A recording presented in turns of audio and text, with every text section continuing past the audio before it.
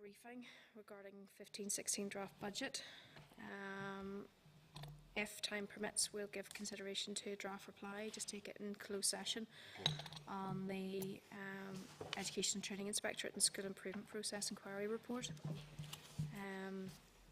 Also, just as we conclude, if members will head down to the Stormont Hotel, it would be very helpful to have as many members there as possible to attend the NICE event at 11:55, and that's just as part of our inquiry. So they're having a schools parliament. Yes. Ish. Yes. Ish. They're having roundtable discussions, aren't they? I think it's actually going to be drama presentations. Oh, drama presentations. Okay, so kind of has been immovable. Yeah. Okay. Hi. So it could be a surprise. Yeah. But we have a group of various pupils down at the Stormont Hotel anyway, waiting for us at that time. Okay, so if we move then into public session, just to make sure that you have your mobile phone switched off and your devices. The easiest way to take the sound off your tablet is function and F8. They also ask you to declare any financial or other interest just as we move through today's proceedings. With regards to apologies, we have an apology from Trevor Lum and also from Nelson McCausland. I'm not aware of any other apologies at this stage.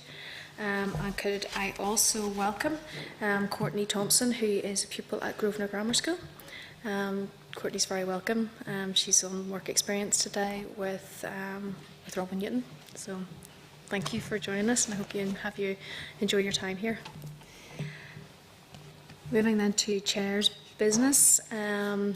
Yesterday, we had the visit to Edenbrook and St Patrick's Primary School, where I received a tour of the nurture units and met with both principals and their staff who work within the unit. Unfortunately, we're very limited in members who attended. I had the pleasure of Mr Newton for part of the day, but outside of that, it was just myself. But it's fine. I'm used to being on my own. But no, just if we can in the future, if we are doing outside visits, if members can make an extra effort just to attend it, it looks good to have number, because obviously there's an expectation. But you did miss some very good scones and mince pies in on our second visit, so you do get well fed when you go to schools. I'll try and get there on my way back, but we can get the scones and the pies. Okay. Chairman, maybe just for the sake of the minutes, I think it would be good to order. Certainly I can talk all about the school I went to, how impressed I was with the attitude of the principal, first of all, and the attitude of the teacher involved within the nurture unit. And certainly in terms of what you saw as a result of that nurturing unit, very impressed by the way that pupils have got the support of the nurturing unit and then returned to a normal classroom situation. I think you couldn't but fail to be impressed by that kind of work. The same really was reflected when we went to St Patrick's as well, and really just the care and attention that goes into those particular units and the staff that are there. So yeah, if we can write to thank them for their time, and obviously they went to a bit of effort for our visit, so really do appreciate that. Yeah, thanks. I had just the opportunity to meet with the principal of the local nurture unit in Derry on Friday, and again similar impact. I have to say it's very impressive. But I mean, I'd be interested as well in terms of the review that's ongoing into nurture units that this committee kept the focus or were at least updated as the review moves on, because there's obviously some of these units are at different positions, I suppose, in terms of when they've started, and some are more advanced than others. But I think it'd be important that we get a sense of the findings coming out of that as things progress too. I attended the Northern Ireland Education Library Board conference last Thursday morning, and part of that there was a session, a presentation from the academics at Queen's who are starting to do some of that review. but that will not be commencing until February, so it was really around the methodology that they were going to apply, but at the same time it's very interesting just to see the findings of that. And I know that the inspectors are going out to Edenbrook, wasn't it, on Monday? So there's a piece of ongoing work there. So I think if we can get some early findings, I think it would be useful even just to inform us. But certainly there's 3 nurture units now I've visited, and I've been impressed by all of them. Thank you. We are going to have another committee member change. I'm not sure whether Mr. Eastwood's going to be with us today, is he? Not, but he will be here this week, and then I noticed from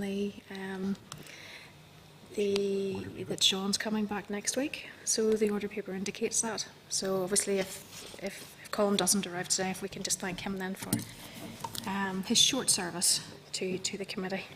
So we move then to draft minutes of the meeting of the 26th of November. They're at page 6. If members are content that they accurately reflect last week's meeting. Okay, thank you. Agreed. Moving then to matters arising. Northern Ireland Teachers' Pension Scheme. Members are content to note correspondence from the Department regarding our queries relating to the proposed changes to the scheme. The Department have asked to brief us, and that will take place on Tuesday, the 9th of December at 2 p.m. in this room.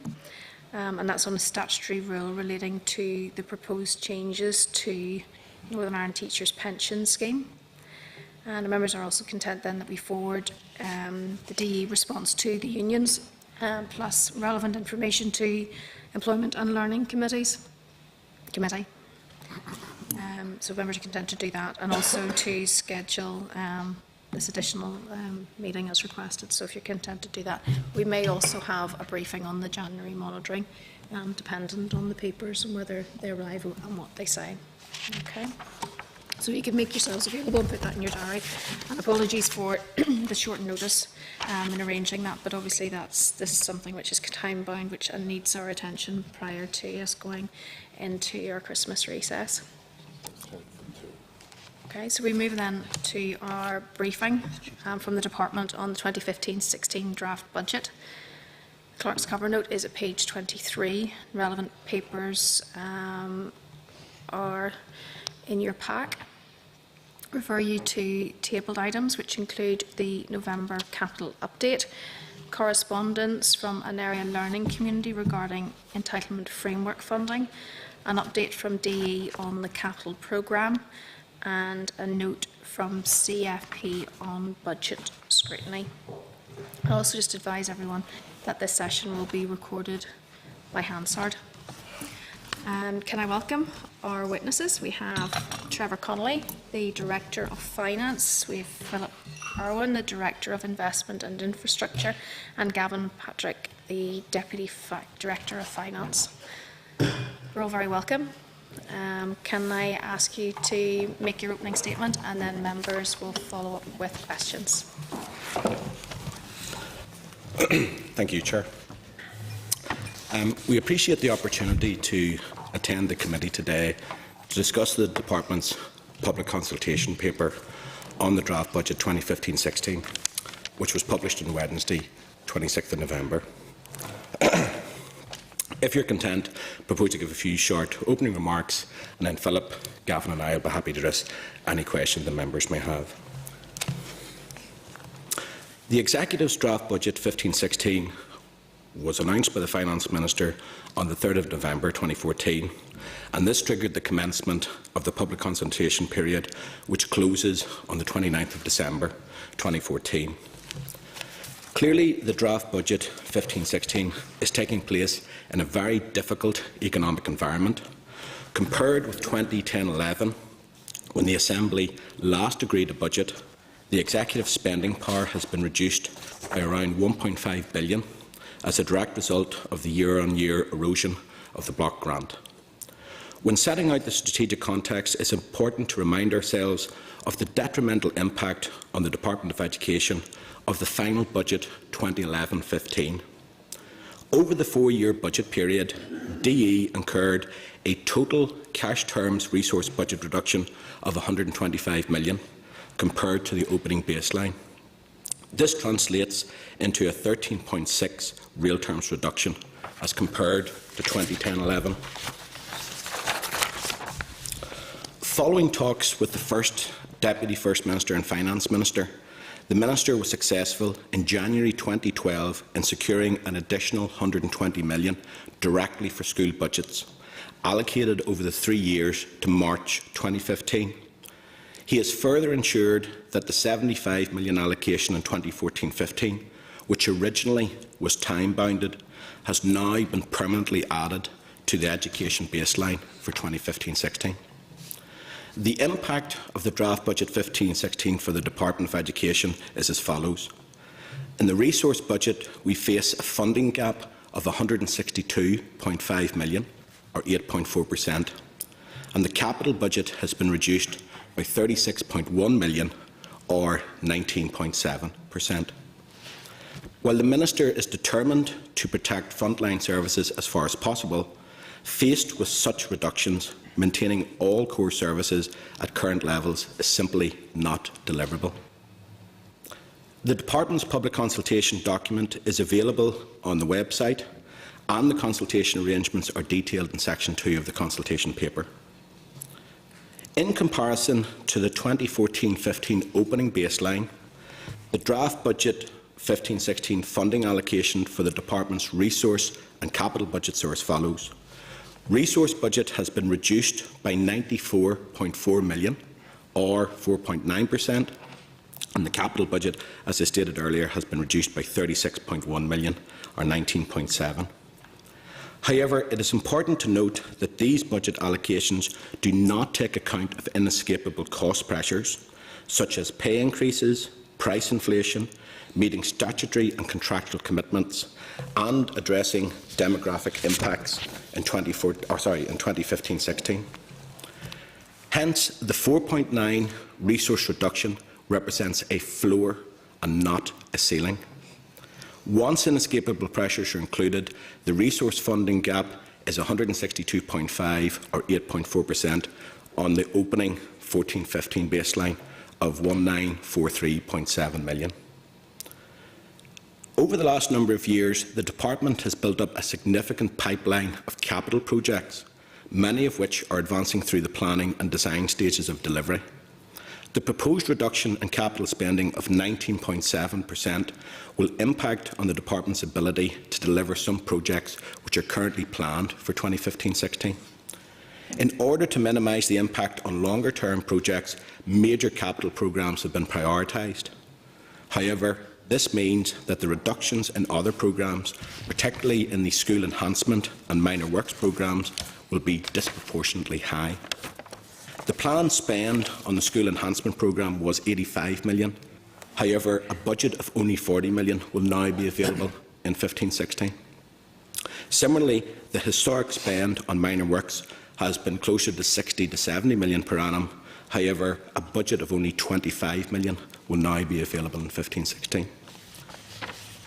Table 5 in the paper details the forecast £68.1 million of inescapable resource pressures for the education sector in 15-16. In making these allocations, the Minister is continuing to tackle social disadvantage through targeting social needs by allocating a further £10 million in 15-16 to the aggregated schools budget. The Minister is also committed to ensuring that support for children with special education needs is prioritised as much as possible. The Minister is proposing to provide an additional £10 million to the educational library boards to enable them to continue to meet the needs of children with SEN statements. Recognising the particular effectiveness of early identification and early intervention, he is also working to prioritise the continuation of early years SEN capacity building. It is essential that significant budget reductions are realised quickly if the Department is to balance its 15-16 resource budget. In determining strategic priorities, the Minister's focus has been on protecting frontline services as far as possible, promoting equality and raising education standards. The proposed budget reductions seek to drive up efficiency, reduce bureaucracy and eliminate duplication. However, the scale of the reduced budget reductions means that these cannot be delivered through efficiency savings alone, especially in light of the savings already delivered to date during the budget 2011-15 period. It is unavoidable, given the scale of the budget reductions required in 2015-16 and the fact that over 75% of the education budget is spent directly on salary-related costs, that there will be implications for jobs. The Minister is determined in setting out the proposed resource budget reductions that the impact on jobs should be mitigated as far as possible. However, this will be very, very challenging. The implications for jobs will be considered further in light of the responses to this consultation, the workforce restructuring executive paper and the decisions of the Executive on the final budget 2015-16 allocations. Section 6 of the paper summarises the equality and good relations implications of both the departmental resource and capital budget spending proposals for 15-16. Preliminary high-level screening of the capital proposals has identified that the overall effect should result in no or a minor impact. Preliminary high-level screening of the resource proposals shows that these should have a minimal impact in terms of equality of opportunity. This is because, wherever possible, the Department has also taken account of mitigating measures to minimise impact. Each individual proposal has also been subject to equality screening, and where necessary, full equality impact assessments will be undertaken as they are further developed and implemented.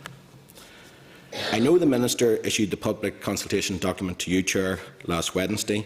He looks forward to receiving the Committee's comments on the proposals, along with any suggestions in respect of alternative approaches. At this stage, Chair, I propose to hand back to you, and clearly we'll be happy to take any questions. Thank you.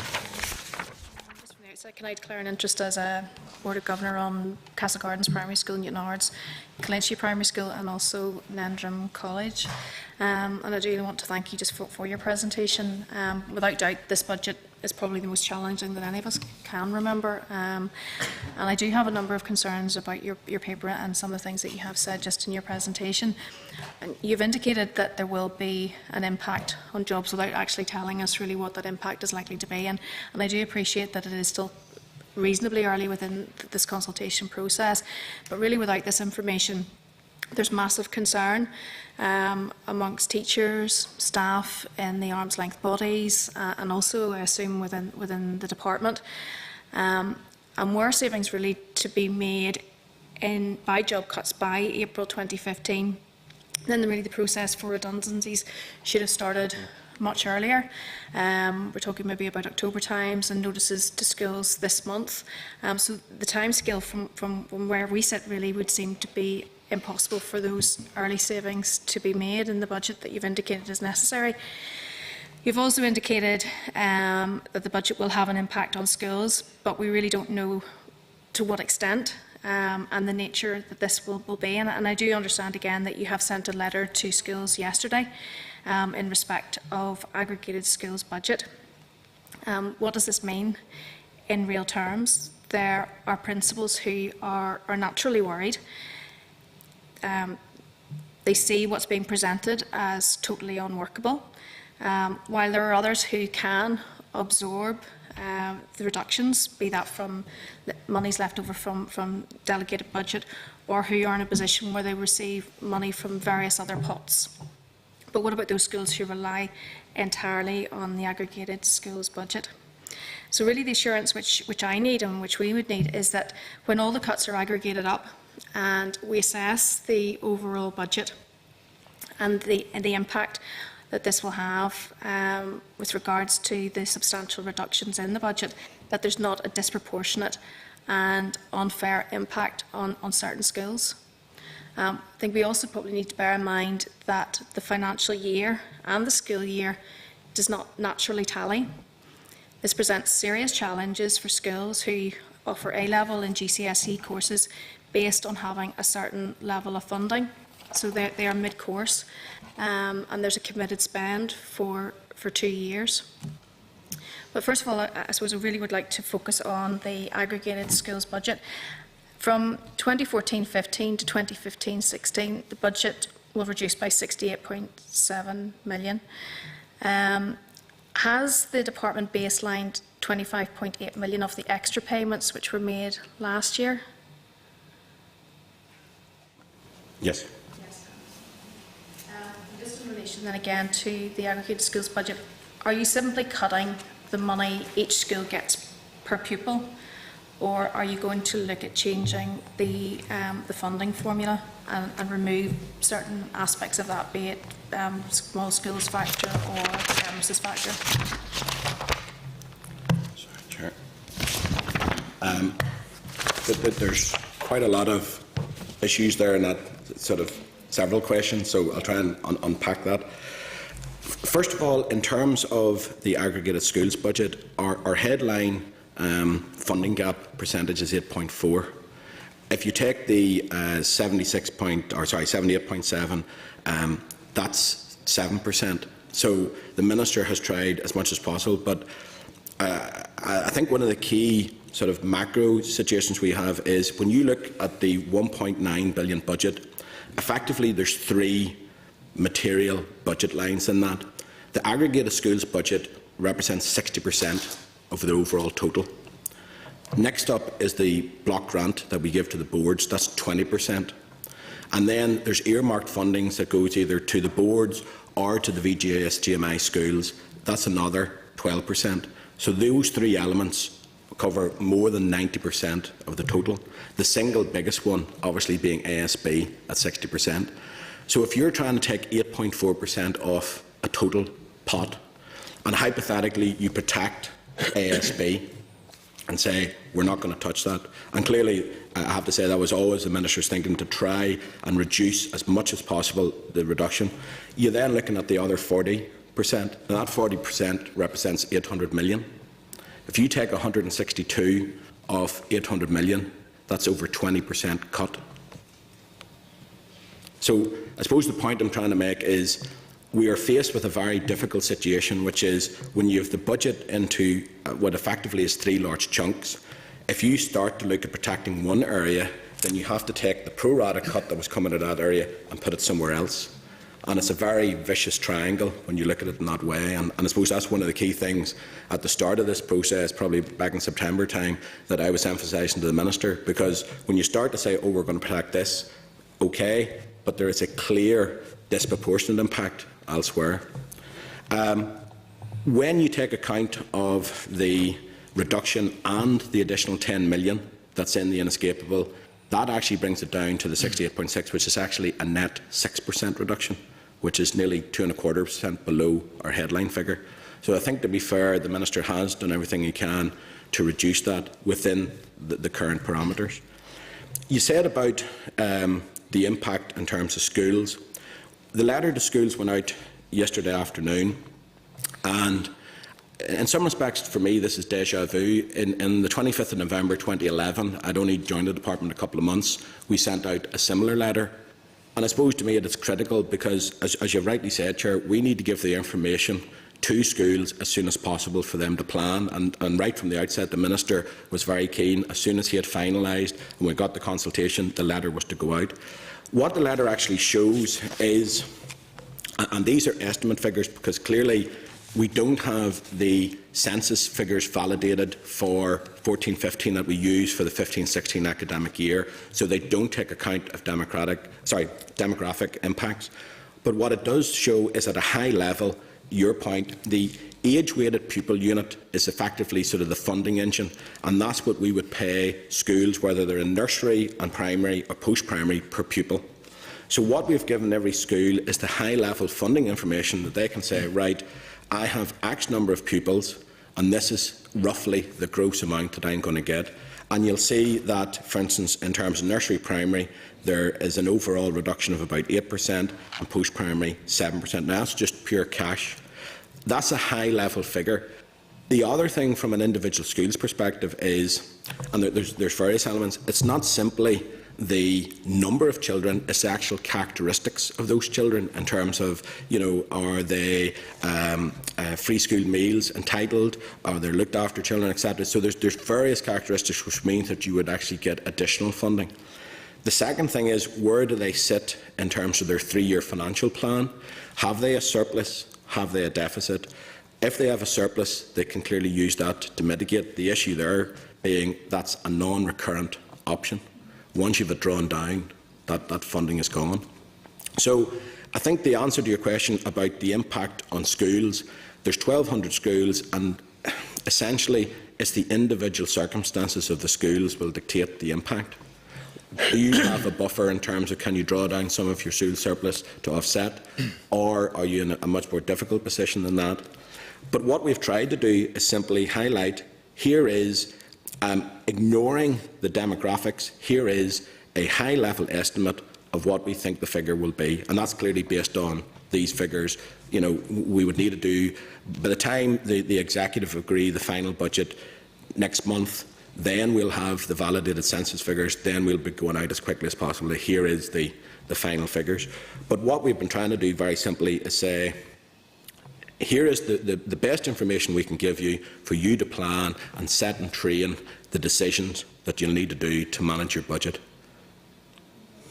And have you looked at changing the funding formula around any other factors such as? No, because I think there's two things. One, if we were to make any significant change, that requires public consultation, and we simply don't have the time to go through that process.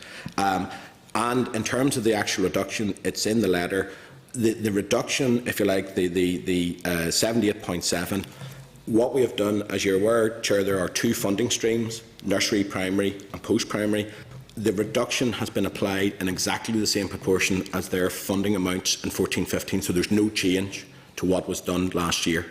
So, in essence, the Minister said the same as last year, the reduction is applied in exactly the same proportion. So there's no change whatsoever to what we had in the CFS last year. Everything is as is. Okay, and is there going to be any flexibility with regards to the consultation date?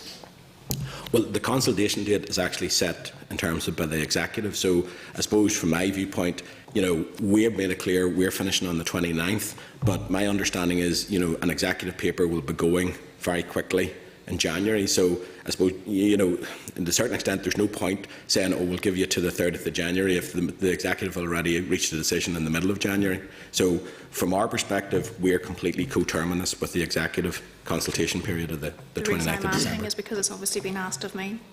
Well, that's the rationale. Obviously, from April, there'll be 1 education authority as opposed to 5 boards. Will there be any radical reduction in DE posts as a result of that? And hence savings, which obviously will go into frontline, you would imagine? Well, I suppose I'd answer it in 2 ways. Irrespective of the change to Education Authority, our staffing budget will reduce by 9%. It's £3 million. So that's there irrespective. In terms of the 1st of April, I don't think there will be any significant change because, to a certain extent, and say from a finance perspective, people will say, well, you're going to have less work because you're going to have 5 boards now going to 1. But there's a huge transition and transformation process there. So we need to be working with this new 1 Education Authority to actually show, A, you're going to have a reduced budget, and B, you're going to have to manage that budget in 15-16, and we're going to have to work with people to actually get consolidated information and work with them to understand all of the detail behind that. So I don't certainly anticipate that we'll have any reduced workload in 15-16 from a finance perspective, because this is a brand new organisation and we'll need to work very closely with them to make sure that we're getting sufficient detailed information that we can understand how it's all working through in terms of whether it's things like, transport, meals, SEN pressures, etc. There's a lot of detail there, and somebody's going to have to consolidate all that and present it to us on a 1 authority basis rather than the 5 individual boards. Okay, can I just ask what pain the department is feeling as a result of this? Well, sorry, as I've just said, we're having a 9% reduction in staff costs, £3 million. do you have the level of detail on that as to how that's actually going to manifest itself? We're working through that at the moment, no, but clearly that'll be a reduction in posts. Okay, and just as a last question, have you looked at any alternative approaches around collaboration with other departments in order to deliver services? Well, we do already. Like, for instance, you know, there's things like Sure Start, which is actually delivered by Health, the literacy and numeracy, the nurture units. No, and I appreciate what you have been doing, but are you looking at any Well, further we're actually, collaborative approaches? in terms of the 30 million change fund that the executive agreed, one of the criteria on that is in terms of cross-cutting. So certainly we will be keen to make bids to that fund, and yes, the simple answer is we are looking at, but it's difficult to sort of say how you're going to be able to change things whenever you've actually got a reduced budget. Normally, if you try and do this, you need to sort of start up and have, if you like, an investment, and then you can get the benefits, you know, in the same principle as an invest to save. So I think that if there is any opportunities for us in terms of working more innovatively and more efficiently, those will come through in the bids that we make to the Change Fund. Okay, thank you. Mr. Craig. Thanks, Chair. Fascinated what you say about the aggregated budget. In your terms, if you can confirm it, you're saying about 68 million out of that one. When you look at that, you've mentioned already a couple of things. You know, you're talking about schools that are sitting with a massive surplus. A lot of those schools obviously had, you know, you're forced into doing the 3-year plan, and you're supposed to get within the 5% budget line. And a lot of those schools have planned that. So when you say they can take it out of their surplus, in reality, is that not just a bit of a misnomer, because there was plans to do that anyway in a lot of cases? Secondly, there's a bit of a contradiction here for schools, because no matter what a school actually does, it has to meet its curriculum needs, and you actually have to do a curriculum needs analysis if you're even considering making a teacher surplus to requirement. If a school does that and can't actually make anyone surplus to requirements, where does that leave this £68 million budget? Because the reality is it can't be met without actually reducing the number of staff, i.e. teachers. There's a bit of a contradiction there. Have you actually looked at that, or even asked for analysis of that to be done across the schools? Because it's all right saying you're going to take £68 million out of the budget. That's okay, but can it actually be done? Can it be realised in the timescales that you actually want it to be realised in? And if it can't, does that not just simply mean you drive schools further into deficit, and that deficit is ultimately picked up by the board and ultimately by yourselves? Because it's just an accounting exercise. You won't actually receive the savings. Once again, Chair, there's 2 or 3 different questions. I think I want to be clear. In terms of the surplus, the decision for the surplus is clearly for the Board of Governors. All I'm saying is, in answer to your question, if you have a surplus, that is an option that you can use to mitigate the reductions. I'm not telling anybody what they do with their budget. That's clearly a decision, but it's an obvious option. In terms of the impact on individual schools, in essence, it is unique to each school, their circumstances, etc. So that's why we have sent the letter out, because we've done that as soon as possible after the Minister's made the overall decisions on the reductions, to give schools as much time as we can to start to look at those decisions. But in terms of your point as regards, is this deliverable and the timescales,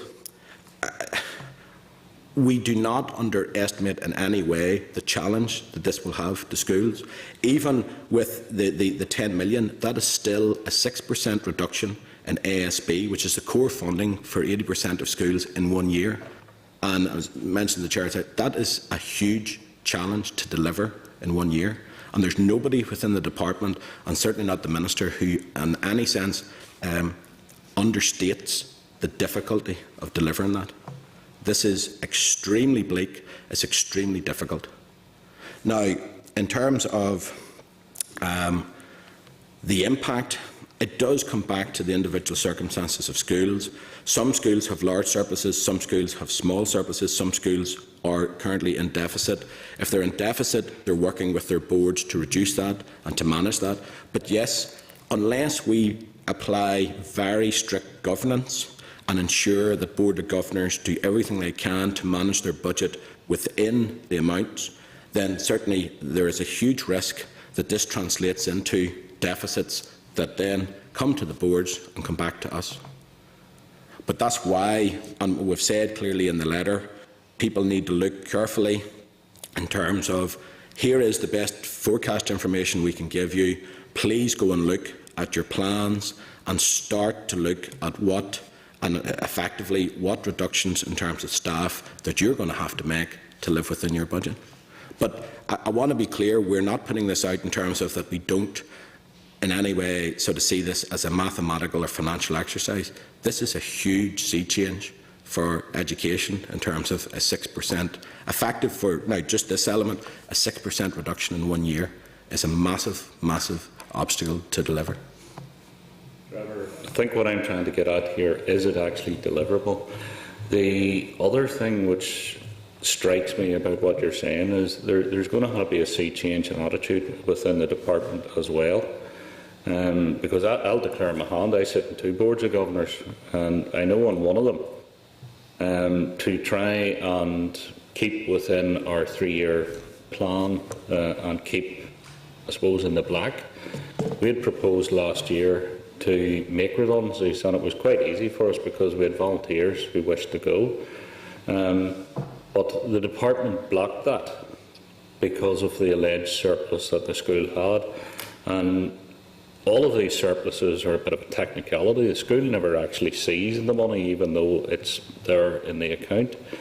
You know, is that policy now going to be overturned? Because for you to get your in-year 6% reduction, you can't have these silly contradictions. It does mean reducing the overall head count. That's the only way you can actually save the money. Sorry, a couple of points.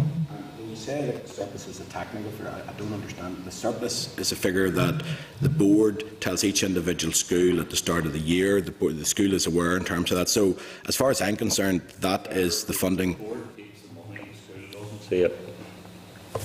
Well, the school would see it if it drew down the money. Yeah, if it could. That's the decision for the school. So no, but if it could, Trevor, you know as well as I do, your hands are tied in a lot of the ways you can't actually spend that money. Well, my clear understanding is that any surplus funding is fully delegated funding from the ASB, so that would be available to the school and the Board of Governors to use. In terms of the redundancies in terms of 14-15, yes, we had to prioritise because clearly, and as you're aware, we had a fixed pot of money. Now, we are only at the early stage in terms of setting out the position for 15-16, but that also comes in terms of the affordability for making the level of reductions that will be required. In terms of the overall picture on redundancies, we are assuming that if people leave at the start of April 2015, we forecast that there would be at least 1,000 teacher posts and at least 1,500 non-teaching jobs will be required to be lost. Clearly, these numbers will increase substantially if the redundancies are delayed further into the 15-16 financial year. Now, from the Minister's perspective, he will do everything to minimise those redundancies, and he wants to engage with trade union side, both teaching and non-teaching unions now, so as to minimise the number of redundancies. But I think the key aspect for us, the more traction we get around the 1st of April 2015 leaving date, the more jobs we can save. But Trevor, I actually agree with you on that one, but there is a bit of a contradiction here with regard to the surplus that some schools luckily have, and some of them are very fortunate to have that. And you do plan to soak up that surplus, obviously, over the 3-year financial plan that you have to put in.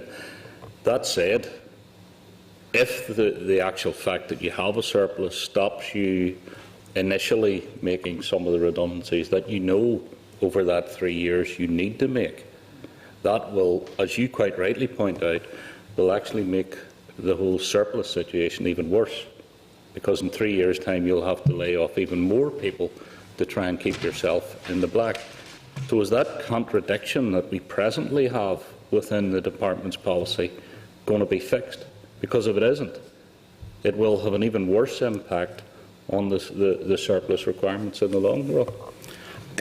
In terms of, every year we put out to all schools a plan in terms of what the ASB will be. And in good faith, when we agreed the budget for 14-15, all we can do is say, look, you must plan on the basis of the current amount, because at that stage that's all we're aware. Clearly, schools have, equally in good faith, planned on that basis. We now have a letter out to them that says there has been a fundamental change. You're all aware of the 15-16 budget.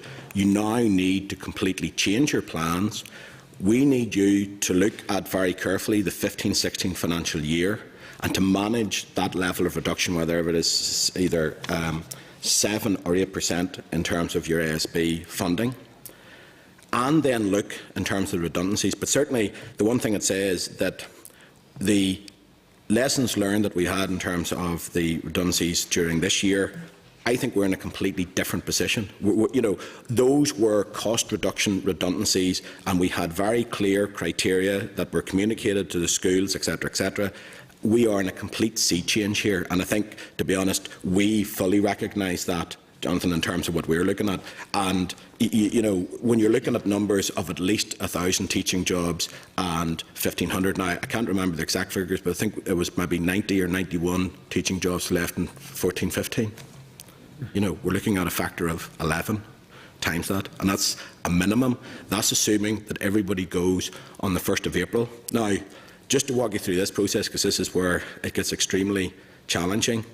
If people go at the start of April, you get a full year saving from that person's salary. So that maximises the benefit, if you like, from me as a finance director to say, great. If that person goes on the 1st of July, the 1st of September, etc., say hypothetically the 1st of September, that means you've paid that person's salary for 6 months, and then you have to find, 5 months, and you have to then find then the saving that only comes in basically halfway through the year. Now, the perverse outcome there is you would actually have to take out mathematically twice as many people to make the same saving at the end of the year. So we need to have as many people as possible leaving as close to the start of the year as possible, because it's a simple mathematical calculation. The longer it takes, the less saving that you actually have, which is why the Minister wants to engage with unions, both teaching and non-teaching now, to actually sit down and have that discussion to maximise the number of people who leave in April, because that's the only way that we can actually minimise the number of jobs that are required to reduce the savings. Under the current situation, yes, but this is a sea change, and I think we all need to take a step back and look in terms of what are the current situation and how do we change that. And that's the discussions the Minister needs to have with. I think that conversation, reality probably should have taken place 6 months ago, but we don't have that luxury of hindsight. What I will say to you is, I think there's going to be a massive challenge for any school. The reason I'm saying this, I sit in the finance committee of one of the schools, so I know exactly what we're going to be faced with here. Those figures that you've quoted, I think, are startling. Was I right in hearing you 1,000 teaching staff and potentially 1,500 non-teaching staff? At least, yes. Yeah. And that's assuming that all those people are going at the 1st of April. And those figures will increase substantially the longer they go through in terms of the financial year. Yes. Not looking forward to the Governor's meeting next Thursday night. And honestly, that's the point I want to make. I totally agree. This is a massive challenge. To have an 8.4% reduction to be delivered in a 12-month period in any organisation, public or private, is an enormous challenge. Here, over 75% of our cost is directly on salaries. The other thing, Trevor, all school budgets, I get what you're saying about the 6-month delay. Even for a school doing it in your budget, obviously, no matter what happens, if someone goes, there's almost a 12-month period where we tend to carry the cost of that. You don't actually see a reduction in your overall budget for a 12-month period. I take it that that's something you've all taken into account as well. There seems to be this sort of delayed action in your budget that's allocated. Someone goes, there's actually a 12-month period. You technically carry that cost in your budget. I take it you have taken that all into account. I'm honestly not clear in terms of, to me, my understanding is reduction or a savings in our budget for a 12-month period. I think it's the way the board does their accounting. Well, now, to me, there would be two elements. There's your budget in terms of your SB amount. Now, that won't change for the actual financial year. That's assigned to you at the start of the year. What should definitely change is obviously the costs that you actually incur. Your salary bill should reduce the following month because that post has been made redundant. So if you make a person redundant on the 1st of July, you're not paying that person's salary for July onwards. So I will go back and look. Could I ask you to look at that, Trevor? Yes, because certainly. I've seen that in the accounts and it puzzles me. I don't understand it, but I think it's potentially the way the boards do their budgets. Well, certainly, all I can say is that I know individual schools and the process that we have had, the strategic cost reduction for the last 3 years, schools have reduced their long-term staff cost base, and those schools have realised the savings and they've been able to balance the books because that's the key criteria. In terms of any saving, we've said you must reduce your FTE, you must have the payback, and schools are definitely making the savings. We'll go back and check. To be honest, I wouldn't be entirely cited in terms of the, if you like, information that you're getting at a Board of Governor, but certainly to my, yes, if that post is made redundant, you definitely will be getting the saving in terms of your salary costs, because clearly that person no longer is there. Thank you.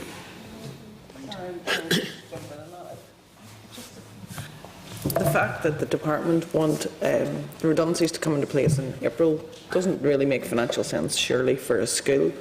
A class is going to continue to the end of June. If the teacher's not there from April, well, the school's going to then have to obviously deal with that reduction in staff, but still teach the rest of that school. That they'll have their timetable, their curriculum detailed for the full financial year, but surely a reduction in staff coming in on April is actually probably going to mean that there's additional costs to a school. Does that matter? Have I got that right? Yeah. No, you're absolutely right. And I suppose there's two elements to this. There's the financial element and there's the practical element in terms of, and the point you made earlier, Chair, the academic year and the financial year are completely out of sync, and nobody knows that better than me. The school year runs to the 30th of June, but if you keep all the staff that you are saying need to go for that 3-month period, that's 3 months of salaries that have to be paid, and that's 3 months of saving that you have lost. That means for that school, they would have to make proportionally more people redundant to balance their books.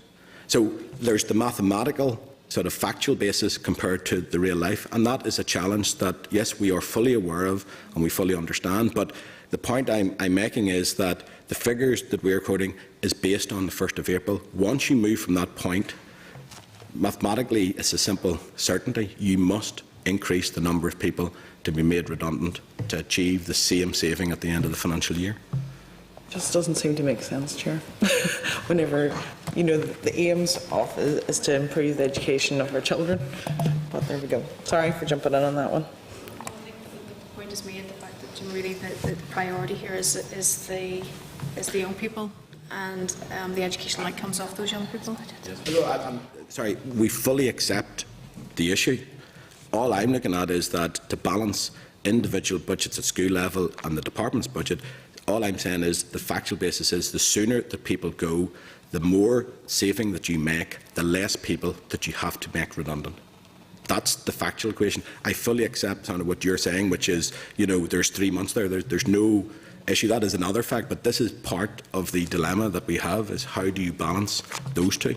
Clearly, we're about educating children. We want to have teachers in schools. Unfortunately, with this budget, we can't afford to have the same number of teachers in schools that we started the financial year. That's also why we need to start to seriously look at alternatives in our delivery of our services, be that through around school meals, transport and so on as well. Mm-hmm. Mr. Kinnahan. That's very much so. Thank you. The point I wanted to come on is we're looking at this all sort of in numbers, and I know you're not forgetting the human side, but it does seem that we're not looking at how we do things differently.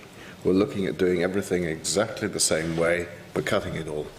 And what was running through my mind when we were talking through the aggregate schools budget, and when we last year looked at the future funding of schools, there was always running through our mind that we need more funding, or rather we need to let the schools do the funding and the teaching.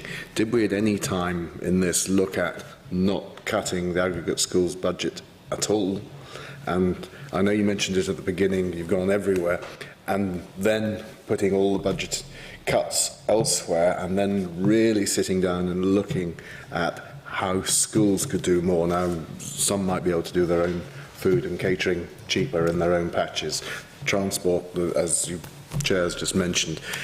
And on the back of that, are we taking any, is there anyone independently, even within the department, stepping back from everything and looking at how do we do things differently so that we can still deliver both the teachers and the teaching to the pupils? If I can take the point in ASB, to go back to my earlier analysis, if you look at our overall 1.9 billion budget, there's 3 large chunks. ASB is 60%, the block grant is 20%, and the earmarked funds is 12%. If you apply the 8.4% on a very simplistic pro rata basis, the reduction of ASB would be just shy, 97, just shy of 100 million. Now, the issue then is, if you turn around and say, we're not going to take that off ASB, that 100 million has to be found somewhere else. I understand all that. Now, you go to your next protocol, which is the block grant. Mm-hmm. Now, the block grant is 390 million, just shy of 400 million. 50% of that goes to special education needs. Mm-hmm. The next biggest elements are school meals, transport and rates. Mm-hmm. Now, if you were applying that 97 to the block grant, that's a 25% reduction. You also have, on a pro rata basis, 33 million already to come off block grant. Mm-hmm. So that actually gets it probably up to about 27, 28%. The point being that, unfortunately, in the triangle, if you like, in terms of where our key funding goes, as soon as you turn around and say we're going to protect here, you're going to have a massive impact on the services provided. So you're then looking at the equation, which of special education needs, transport, meals or rates are we going to reduce? If you then turn around and say, well, we're not going to reduce those and we're going to move it on to earmarked funding, then you're basically, earmarked funds is about 225 million. You're taking all of that funding out. And that's the problem. We're looking at doing it in exactly the same, doing our whole, how we run education in exactly the same way. Well, in terms of the process, what we have done is we have not looked at this in any sense, in any sort of simple pro rata basis, because to be honest, that would have been a very straightforward exercise and would have saved a huge amount of work, but that's not what we've done.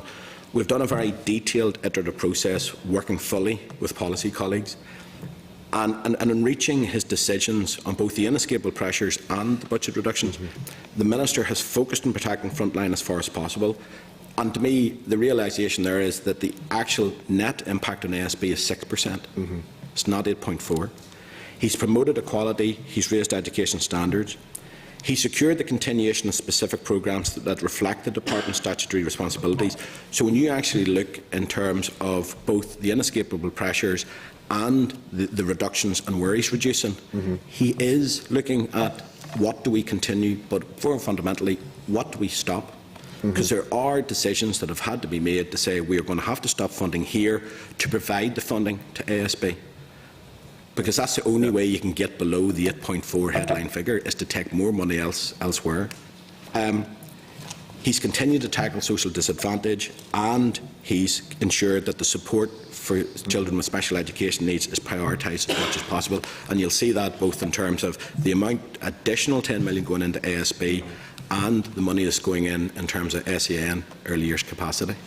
So I just want to be clear, this has not been, if you like, a mathematical process that finance has undertaken. This has been a very detailed and iterative process, fully involving policy colleagues. But I suppose it comes full circle back to your opening point.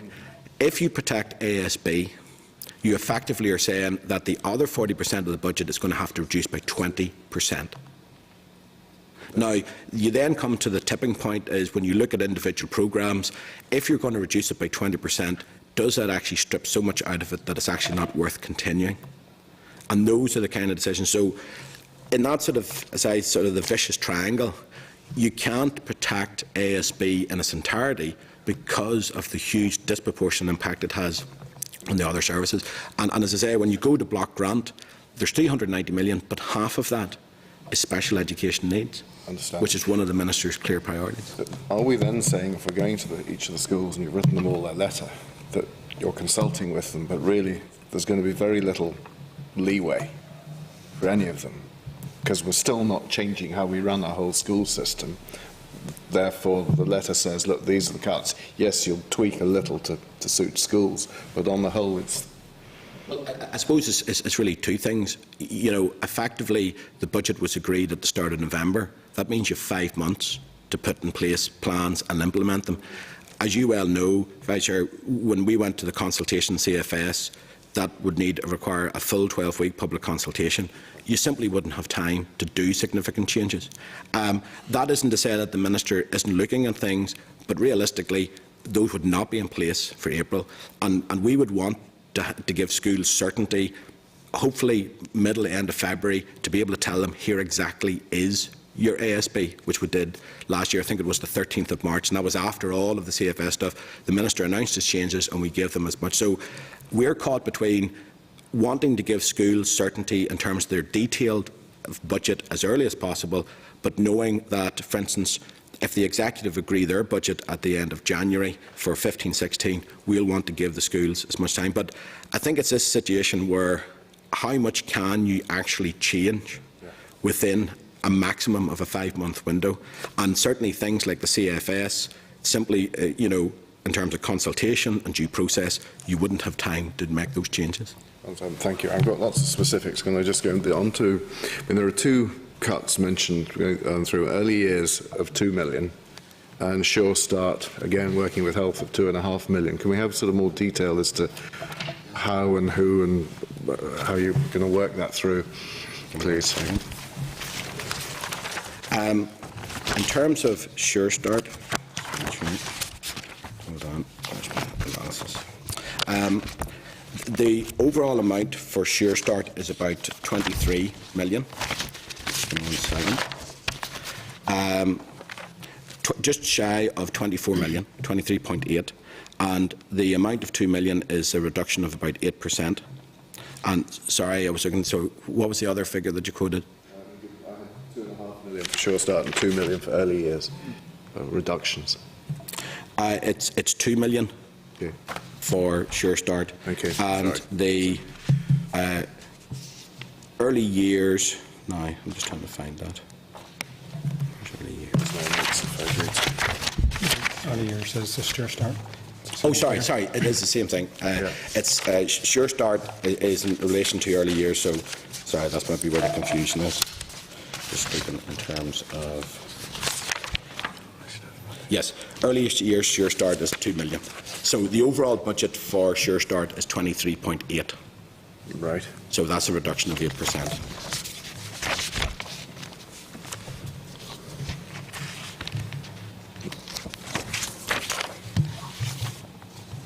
It's paragraph 5.23 in the actual document. Is the, It's just the to get relevant more table. detail as to how it's going to be done and how you Well, work through it.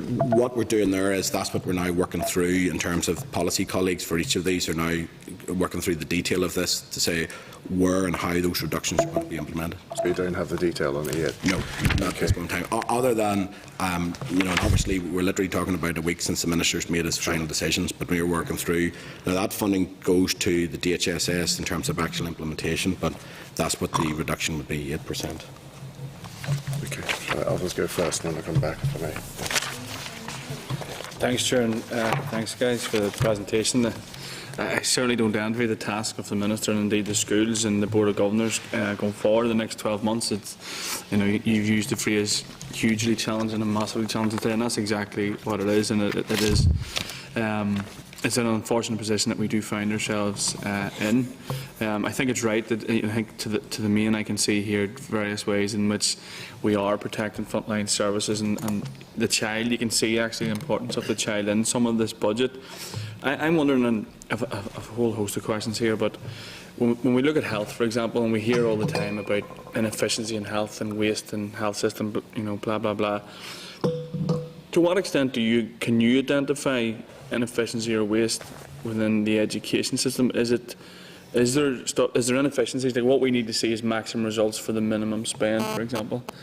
Is there areas within education that can be improved? Now, I'm not saying it can be improved maybe this 12 months, but I'm just thinking, where are the areas that we need to start looking at now? Like Danny's talking about different approaches. I know the transport reviews, for example, sitting there, not to suggest that there's massive savings and anything, but is there areas where we need to be looking at? I think before I answer that question, I'll take you back to the strategic context.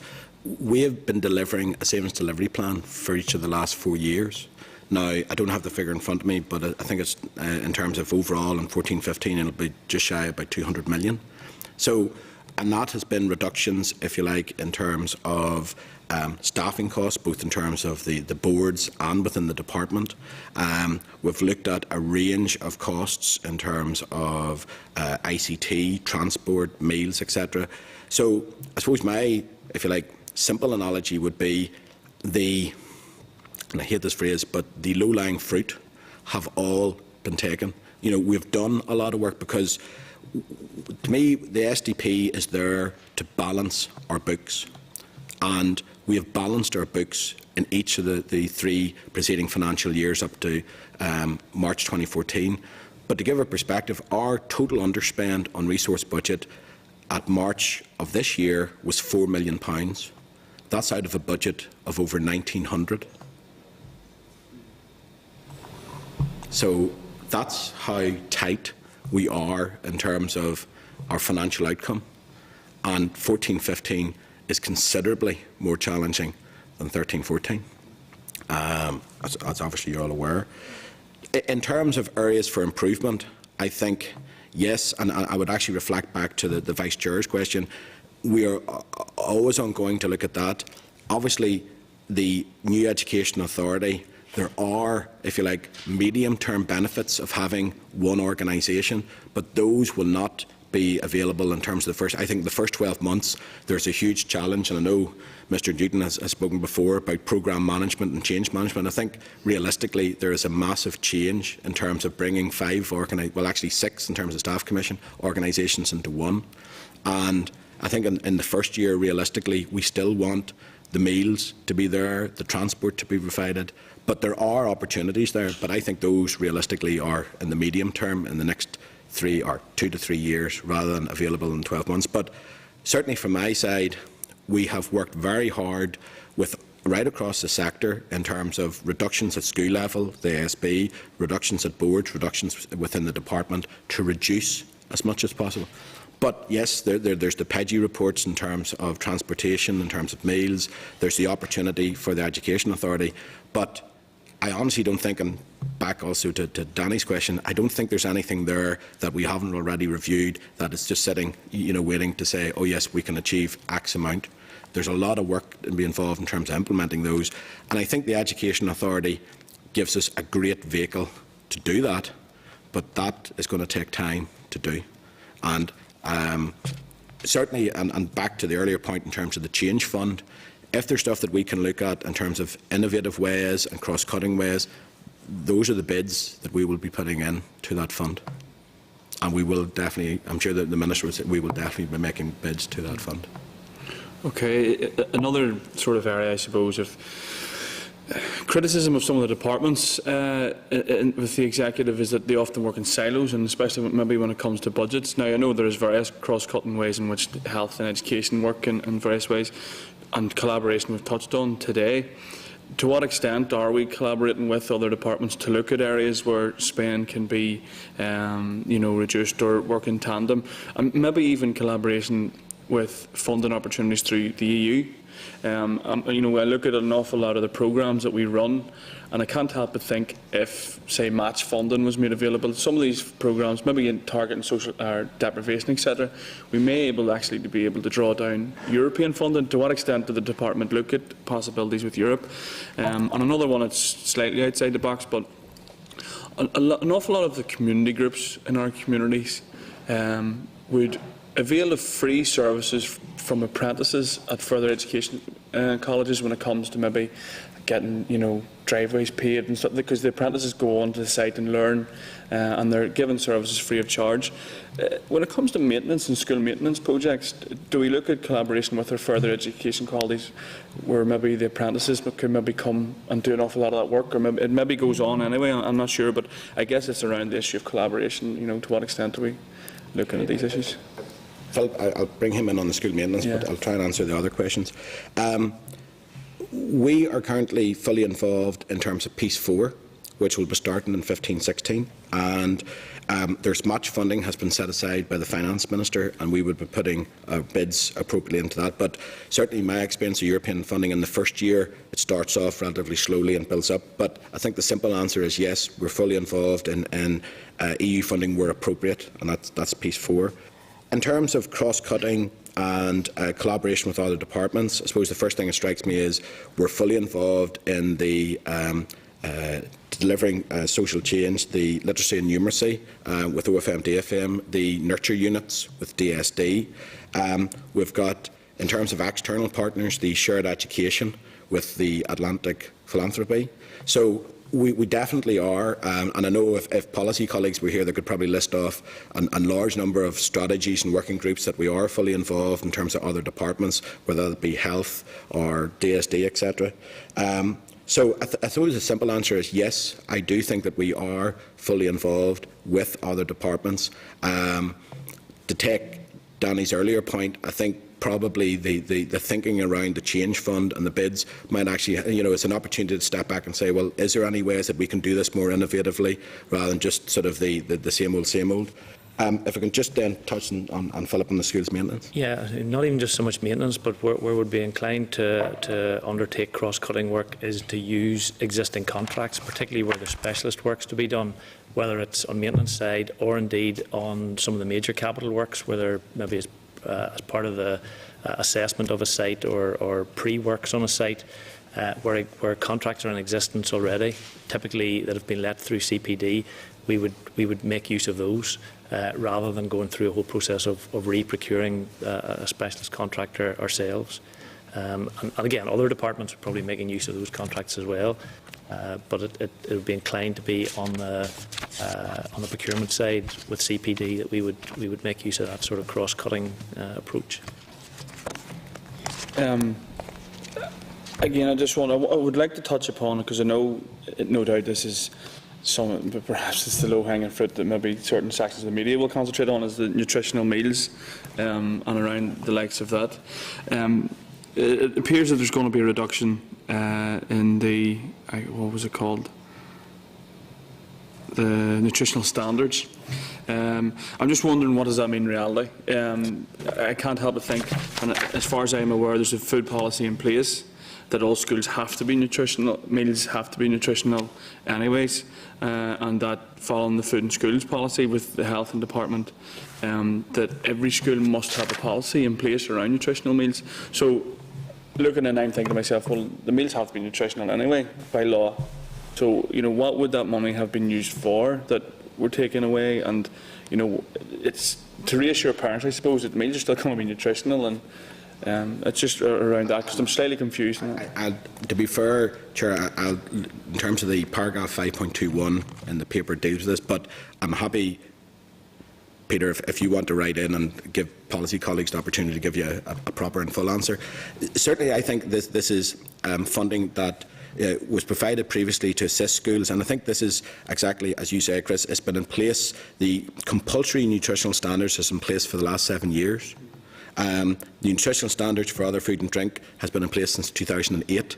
So this is, I think this is probably a classic situation where additional funding was given to actually, introduce this programme, and it has stayed and suddenly has become mainstream. And actually, where the Minister is looking at it, sense of, well, realistically, do we need to continue this? And this is back to the very difficult decisions where there is effectively 5 million. That means that your 78.7 isn't 83.7. And that's and all of these decisions have been based around that kind of criteria. If you look at the rest of that page, the entitlement framework, the admin, etc., it's the same thing. But I think historically, you're 100% right. This has been something that's been in place. The compulsory nutritional standards have been in place since 2007. And what it says, the department will continue to work with schools' catering service to implement the standards by seeking to achieve greater efficiency where practical in providing school food. But the actual, if you like, budget in terms of school meals and the free school meals entitlement, that's completely separate to that in terms of there's funding both in earmarked and in block grant. The FSME, there's actually 2 million more going in because of the extension for post-primary from the 1st of September. So that's being fully funded. And in terms of this is separate to that. So yes, there's no direct impact in terms of the school meals. This is additional funding for the nutritional standards, and that's what's being stopped. Just 2 quick ones left then, Chair. The asset sales, it seems quite low at only £500,000. Is that really all there is? That's just the first one. And then secondly, education by very means, it's not designed to raise revenue. Is there scope within the system for revenue raising? And I said this, I really want to try to get by. I'm not arguing for the privatisation of education by any means, but I'm looking at, for example, there's some schools in my own area who have community sports facilities and everything else, and it's able actually to offset some of the costs of providing good education for the children in the school and for other ways. Do we disseminate good practice around, and again, policy people may be, I suppose, perfect to answer this, but just around the revenue raising side when it comes to education, some departments, this is obviously their big thing, but with education it's not. No. But is there scope and sort of... Can I take the capital bit first? Yeah, I think our budget for this year was to generate £500,000 in terms of receipts. I think we're on target to significantly over-deliver on that. Probably to the tune of over 2 million, although there is debate at the moment about the timing of some of these asset sales as to whether they'll fall in the last quarter of this financial year or into the next financial year. But there is a lot of activity ongoing in that area at the moment. In terms of revenue raising, you're quite right. In essence, there is very, very little now. And we're back to the sort of the individual circumstances of schools. Certainly, I know a lot of post-primaries, especially ones that have had major new builds. They'll have sort of state-of-the-art sports facilities, and I know that a lot of schools will generate that income. That really depends on the individual circumstances. Now, the way we would look at that is that's obviously non-public funding. But you're quite right. That will be able to. That's income to the school, and they can then use that now. Our principle there would be that it is full cost recovery, so that you're just simply recovering your costs, but it is an income stream in terms of to the school. Certainly, we would say to schools, yes, if you have that opportunity, but I think from our perspective it must be used appropriately. They are still public assets, but that is an area where schools can generate income and can use to offset. But in terms of your revenue raising, no. And I suppose the only area that we would have and parents would know would be, say school meals. But clearly there's an opportunity cost in terms of doing that. Do you push more parents and children into the free school meals entitlement, etc. So there's certainly no obvious areas, because we've looked at this in a lot of detail, that we would have in terms of being able to, increase revenue, because we don't have basically any substantial revenue whatsoever. And I think there's a lot of good work going on, particularly with newer schools and newer buildings where they're being used in the evening by the community and so on. But I think the benefits are more community benefits rather than the genuine, meaningful revenue raising. And that's why we wouldn't be advocating in any sense that anybody is making, if you like, a profit out of this. As far as I'm concerned, it's full cost recovery. They certainly shouldn't be making a loss, but at the end of the day, these are still public assets. Thanks very much. Okay. Thank you, Chairman. I apologise for stepping out there for a while. It was for the very best of reasons, because I have a pupil on work experience with me at the moment. So, I think I do want to express a wee bit of disappointment, Chair, that Ms Hepper isn't with us today, because I think some of the questions that arise are not to do with the pure accounting procedures, but indeed to do with the policy areas and the areas that are identified. Can I start, Trevor, by thanking you for coming and your two colleagues, but can I ask you about the savings delivery plans? Now, before you actually start on this year's budget and proposals for this year's budget, we're not quite sure where we are and what we're building on. I mean, am I right in thinking that the department didn't actually take part in the savings delivery plans programme? No. Right? We have a published savings delivery plan. It's on the website. Every time, and we actually spoke of this, I think, at the last meeting, every time we have changed or updated that, we have communicated that to the committee. And I can't remember, Peter, was it last March or was it March? My memory is it March 2013 or 2014, we wrote to the committee. So we have a savings delivery plan. I think what you're referring to, the Minister has said that he doesn't see any value in terms of the reporting and monitoring in terms of the DFP, but all the information is on the website. We have a savings delivery plan. It's in the public domain. Okay, well, we'll take a look at that. Thank you for that. Can I go back to a couple of things? Maybe you have covered them whilst I was out. I'd like maybe to, can you indicate to me where there is within your paper about the welfare reform penalties? It's not mentioned, Chair, and it's not mentioned in the draft budget executive paper. So we have a paper that might well have some penalties. We know that there are going to be penalties on welfare reform, or there are likely to be penalties on welfare reform. Well, clearly, I suppose that's where the current party talks and the final decisions of the executive are, Chair, so I have no comment to make on that. Okay, all right. Can I ask you then, it's already been talked about on the nutritional meals aspect. The recommendations from PEDU in that area back in 2011, 2011, what respect, what are you taking into account? What about PEDU's recommendations? What are you building on there? In terms of PEDU, a lot of the recommendations actually require the Education Authority, or as it then was, the ESA, to come into place, because it was actually showing the variation between the 5 boards. And clearly, from the Minister's perspective, we couldn't implement a lot of those changes until we actually had, if you like, the consolidated organisation. As I said earlier, in terms of Chris's question, and I think Danny's as well, that is clearly an opportunity for the Education Authority, because part of the process, and this is part of the, and you would know far better than me in terms of the whole sort of change management process, is actually looking at how one organisation is going to be able to have unified policies and procedures across the North whenever it's coming from organisations which have sometimes taken different approaches to dealing with the same issue. And certainly in terms of both catering and transport, in terms of PEDU, yes, there are opportunities, but you actually need the Education Authority to be in place to implement those.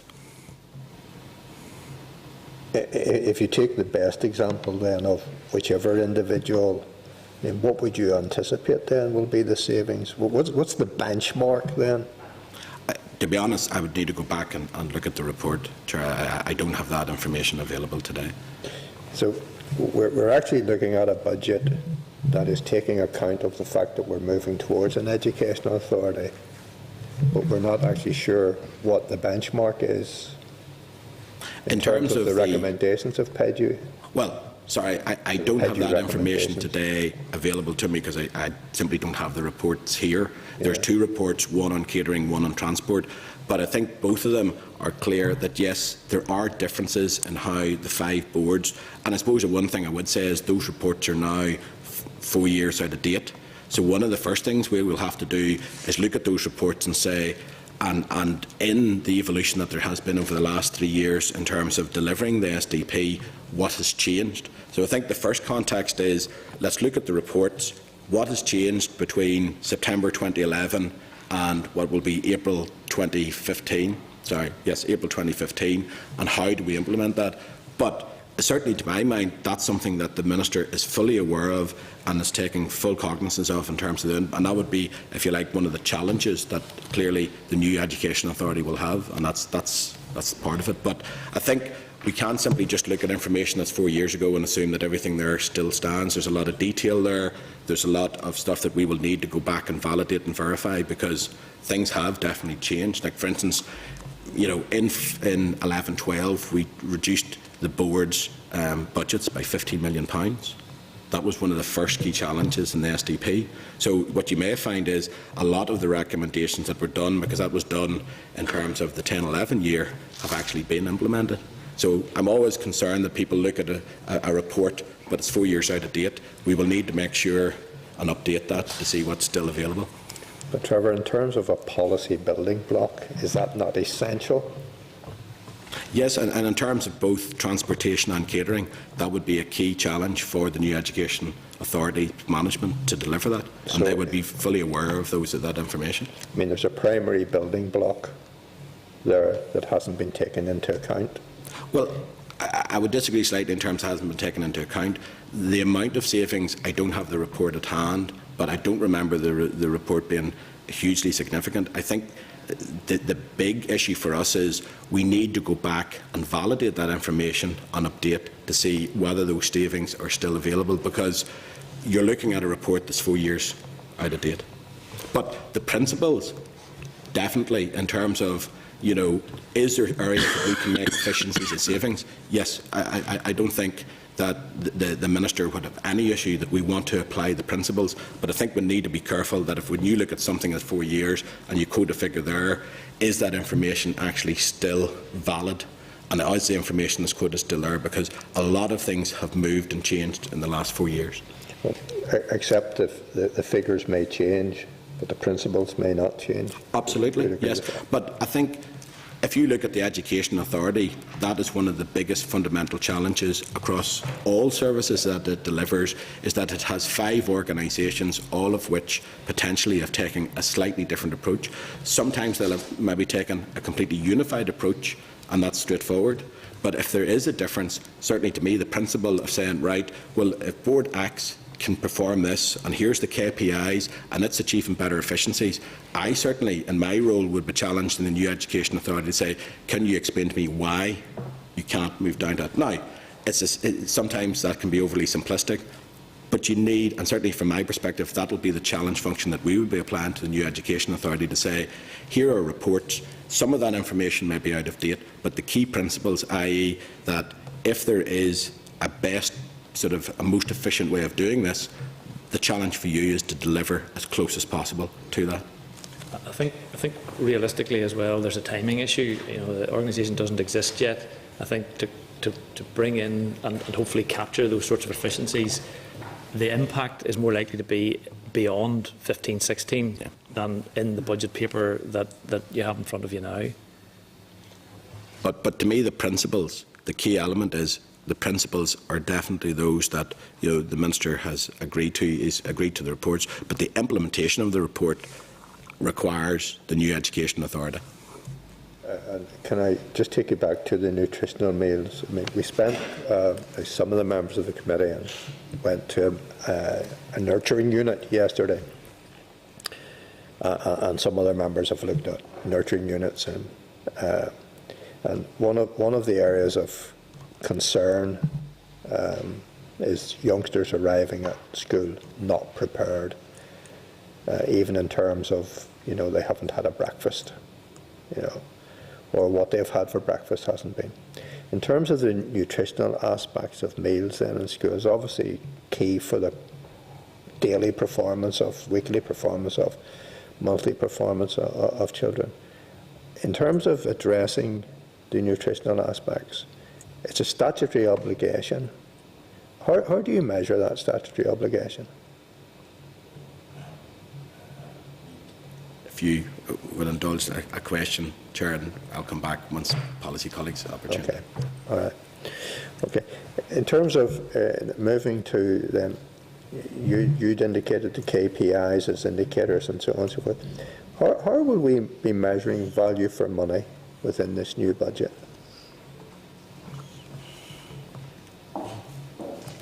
I think, and I said earlier, what we'll be doing is, well, there's two things. One, the financial statement and financial memorandum and management statement for the new authority, the challenges that the new authority will have clearly in terms of delivering its services within a reduced block grant budget. To go back, the strategic context in terms of where, if you like, the 5 predecessor organisations have had to deliver efficiencies each year up until the current year, 14-15, for them to balance their books and to achieve the savings delivery plan. The savings delivery plan in total, I think, is, I don't know, Peter, if you have in front of you, it's about 206 million, is it, total for this year? So that's a considerable amount of money to take out over 4 years. So we have reduced the bureaucracy. We've taken admin and management staff out in terms of both the boards and the department. It's there throughout all 4 years reduction. There will be a further reduction to the department in terms of a 3 million, 9% reduction within the staff costs of the department. We are actually looking at, in terms of a project, to build key KPIs across the range, because, as you are well aware, the boards, especially in the new Education Authority, deliver a range of services, transportation, meals being key. The special education needs is another high priority within the block grant. So we need to work through all of those and actually identify and benchmark, because I think one of the key challenges we will have as a department is, when we have this new Education Authority, is to ensure that it is as efficient and effective as possible. And that's part of the work, and I think that goes back to the PEDU. Those are reports now 4 years old which identified some of the information and data, some of the disparities across boards, where some boards were more efficient than others, and that to me is exactly the key principle. Where can we identify best practice, and how can we ensure and challenge that that best practice is implemented in the new authority? And I see that as being a role in terms of providing the information that we provide the challenge function to the new authority. And is the department currently measuring the target savings against the delivery plan? The savings delivery plan? Yes, and I know that you've asked in terms of we undergo a verification process, because that unfortunately this year has been slightly delayed, because we want to get the actual final accounts from the boards, which are then audited, as you know, by the audit office, and then we use those to verify that where they have actually said that they've made savings, whether that's procurement or the admin and management, that those are actually validated against the year-end accounts. So I think we're at 12-13 that we've verified, and we've actually communicated to the that was the 30th of September meeting that we had with the committee. Okay. So yes, we do, in terms of validate that information. So we would hope in the very near future, I think at least one set of accounts has been signed off, and I'd hope that all the boards of council will be signed off, certainly before Christmas, that we would be able to come back and give a validated number. But I suppose the thing I always sort of try to go back to, what is the savings delivery plan? way back in, I suppose, January, February, March 2011, the department looked at exactly the same equation. Here's our opening baseline. Here's the inescapable pressures over the next 4 years. That's what we need, and here is the budget that we are being given. There is the gap, and the gap is the savings delivery plan. The one fundamental difference, I would say, between the previous 4 years and next year is we have achieved a lot of efficiencies. We have been able to reduce things by saying we're doing the same with less. We cannot, if you like, market this in the same way. These are budget reductions. Things will have to stop, and that's it. We can't achieve an 8.4% on the back of 4 years of continuously reducing budgets by then saying we're going to be able to achieve this. We simply can't do that. That's not a tenable approach. This is about reducing budgets, and that is a very bleak statement, it's a very challenging statement, but that's the financial reality of where we are in 15-16. Thank you, Chair.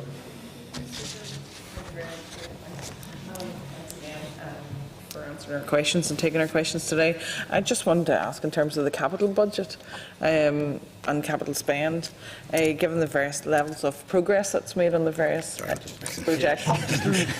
Change my focus here. Fair enough. How much of this expenditure is likely to happen in 2015, 2016? How much of the budgeted expenditure? I mean, there's various projects are in progress. Yeah, what will be the impact on those projects? Yeah, exactly. Yeah. Well, as I think we said in the paper, the major programme, the new build programme, has been prioritised by the Minister, so it should not be impacted, and there will be a number of major projects that should move on site during next year. The two programmes that have the biggest impact are the minor works, which will be reduced to 25 million. Now, typically, that would run at between 60 and 70 million pounds per annum. This year, we've been able to do significantly better than that, so I suppose the reduction is offset a little bit by the additional spend that there's been in this year. The programme that's going to be impacted most significantly is the School Enhancement Programme, where we have 50 projects that are actively being worked on. I think we have 2 of those on site at the moment. We have another 6 that are in procurement, and we have another, I think, 20 approximately that will come to procurement or could come to the market before the end of January.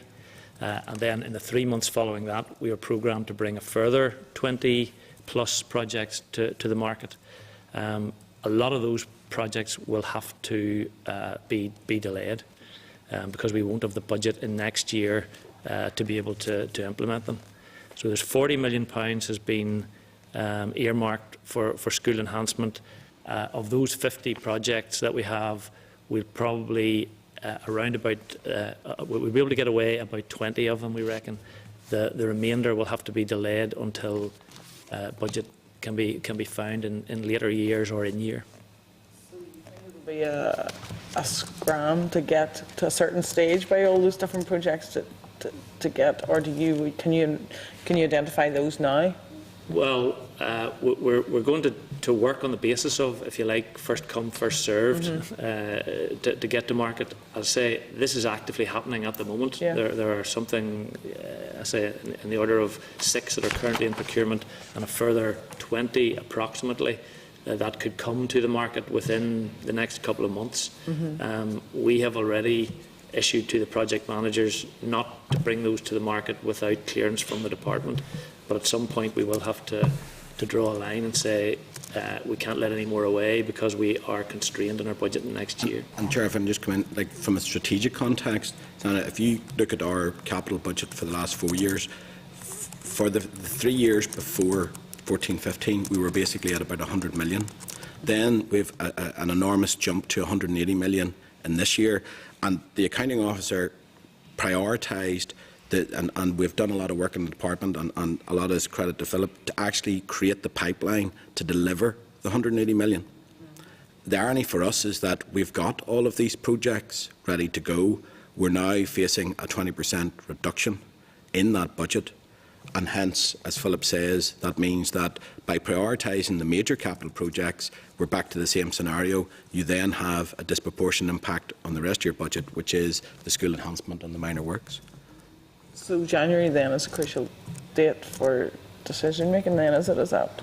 Yes, I mean, on the assumption that the draft budget doesn't change, that at that point in time we would have to take projects all the way to design, complete and signed off, documentation ready to issue to the market, and then we'd have to put a hold on it until such time as budget can be identified. As I say, approximately, we estimate approximately 20 of the 50 will probably go to market. The remainder will have to be delayed. That's another cut to budgets, especially. It's hard for schools, obviously, to deal with their budgets, and I suppose they're depending on an enhancement to help them. As Trevor said, from our perspective, there's been a lot of work done to try and build up a pipeline here of projects. So a 20% cut is coming at almost exactly the worst time. Yeah, exactly. I'd make one other point as well, that we've explained in the paper how we're going to manage the cut in 15-16. The pipeline of major projects that we have, a lot of business cases being signed off through over the last few months, and we anticipate more over the next few months. Those will go to design through FY 15-16. In the following year, those would be ready to come to market. Now, we obviously don't have visibility of our capital budget beyond next year, but I could foresee even more significant problems in terms of having to delay the pipeline from, what would that be, April 16 onwards, unless there's a significant step up in our capital budget. Okay, thank you. Just want to come back in on that. So when will schools get an idea of where they lie in line with priorities? Will they just know that because they've got to the end of the design stage and they're there in the queue, that they're high up the system, or will they eventually get a picture of what's going to happen? And well, I think a lot of the schools and certainly the project managers, to some extent we had foreseen maybe not this level of constraint in terms of budget, but there was the potential that some of these projects would have to be held. So the schools and the project managers involved in those projects have been aware that, if you like, the sooner you could get to market, the more likelihood the project would run unhindered.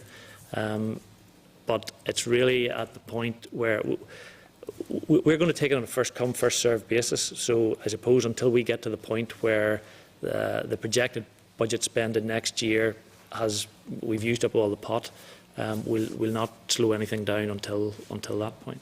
And then on the maintenance and other issues, as we do less maintenance and things become more severe in health and safety and others move in, are you keeping a sort of contingency fund there? At the same time, insurance presumably will go up. Do you read that into it? There's no contingency fund as such. Everything's been allocated. Maintenance is another budget again. That has been reduced in 15-16, which is a resource budget rather than a capital budget. It will be very challenging to live within the £14 million that's been allocated for maintenance in next year. Okay, so it's and Chair, just very quickly, your predecessor and I have had long-standing discussions about the contingency fund. There will be no contingency fund in 15-16. What that means is there is absolutely no room to manoeuvre. On a 1.9 billion budget, we will have nothing whatsoever. Now, that I think is absolutely right and proper for the Minister, but if you actually go back to sort of Treasury policy, there will always be unforeseen circumstances. It will be extremely challenging for us because we will have no ability whatsoever to address pressures, whether it's SEN, whether it's schools, throughout the year, because we will have nothing whatsoever in the cupboard. one will knock. It will be extremely challenging. But one will knock on another. So if health and safety and something drives something, you're going to have to find it. No, I just want to be clear. Yeah. Sorry, that's the, if you like, the contingency fund in terms of the budget. The budget decreases on maintenance from 17 to 14. That is it. There is no other funding for maintenance other than that 14 million. That budget will cover our statutory and health and safety duties, the Legionella, asbestos, those types of activities. There will be no planned maintenance.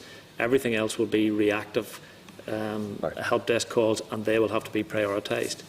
At some point, that does get to be difficult, where the heat's not on in school in the morning. What do we do? But as I say, managing within that budget will be very, very challenging.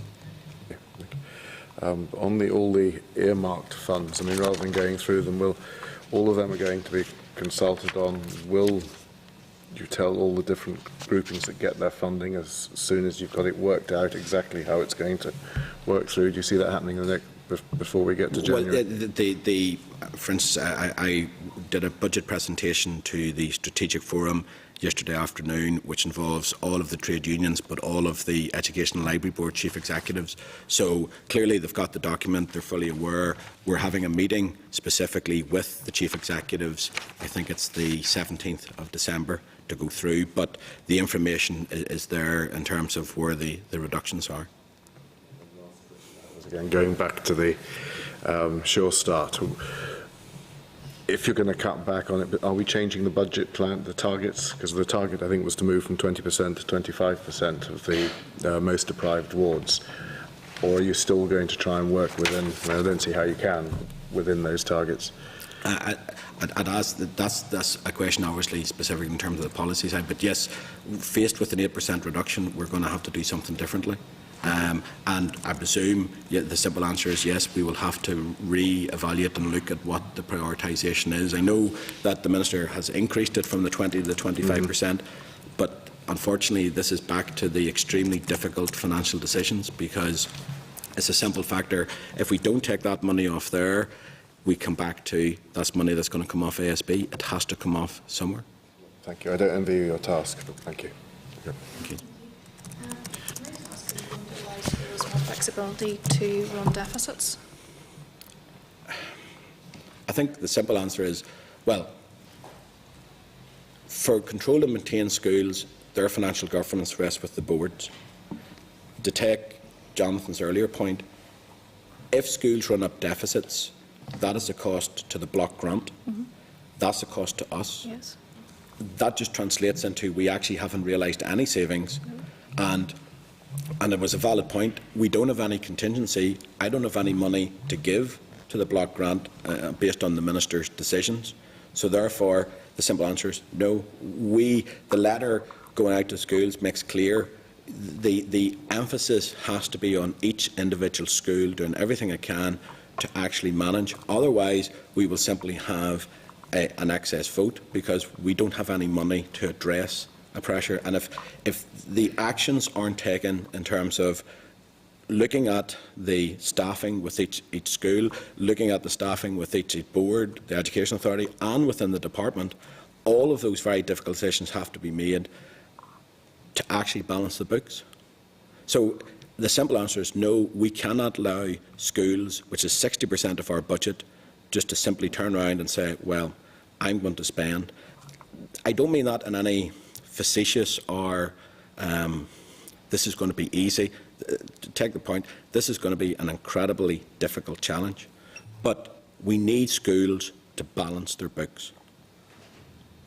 We currently have schools who have significant deficits. And yes. Obviously this is going to exacerbate that situation with regards to their long-term future. And were those schools to become or currently are unsustainable, then obviously that debt will be left unpaid. Well, some of those individual schools, and this is where you get into sort of the sustainability of school, some of those are systemic in terms of the solution for that school is area-based planning, and that's a strategic solution to that school. And I fully accept there are situations where the school in terms of has to make difficult decisions, but if you look, and we're doing some work on this, if you can actually look at schools and say, well, here's your pupil profile, here's the number, and other schools can actually, with exactly the same numbers, they can produce a balanced budget. And that's part of the difficulty. Is when you look at any individual school in isolation, but if you try and actually look at it broader, you can say, well, there are other schools who have the same funding level as you that can produce a balanced budget. But the answer to your question is we must have corporate governance, we must have a framework within which schools do everything they can to balance their budgets. Because that money flows from the school to the boards and the boards to us, and we don't have any money to address that pressure. Okay, you wanted to come in on that point, John? Yes, thanks, Chair.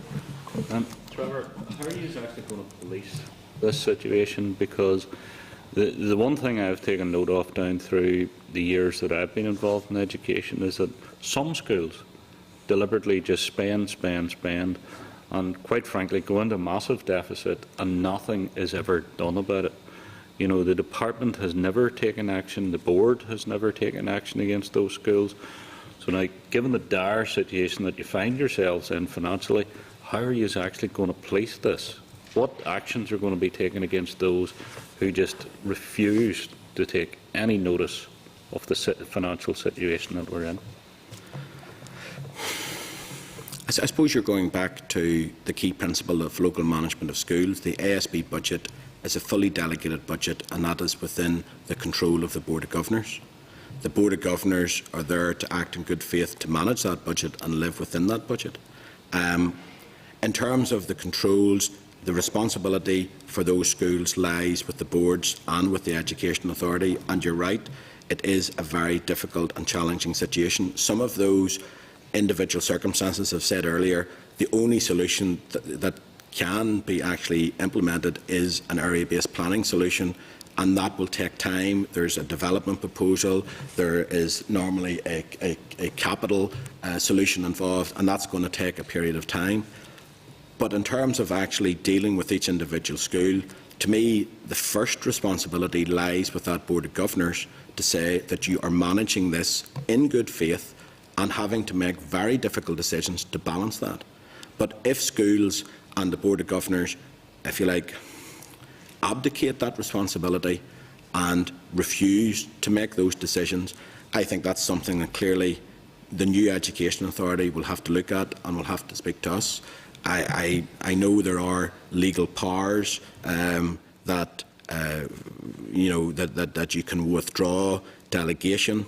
I don't know if that's been implemented before, but from my perspective, what we're fully relying on, and I have to say I'm genuinely confident, when we went out in 2011-12 to discuss the budget impact across, we did 10 seminars across the country with Board of Governors, and in every single seminar, and I did the budget presentations, every time, and this was Board of Governors, afterwards they come up and said, we want to balance our books.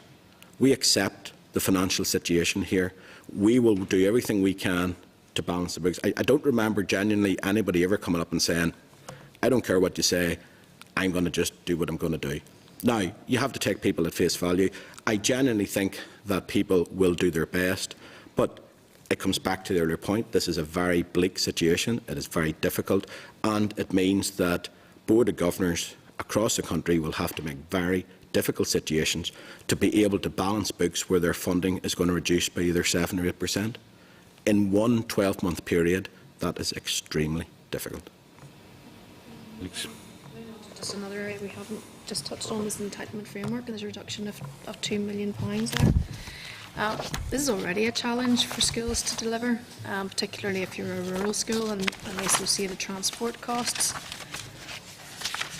And that's even before we sort of enter into this budget. How do you see this sort of manifesting itself as we move forward and the delivery of entitlement framework? I'm just trying to see now. Sorry, Chair. Okay.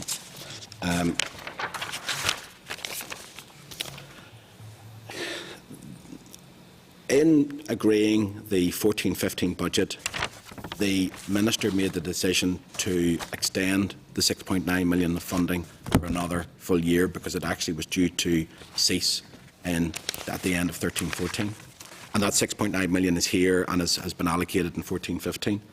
The £2 million represents basically a 30% reduction. I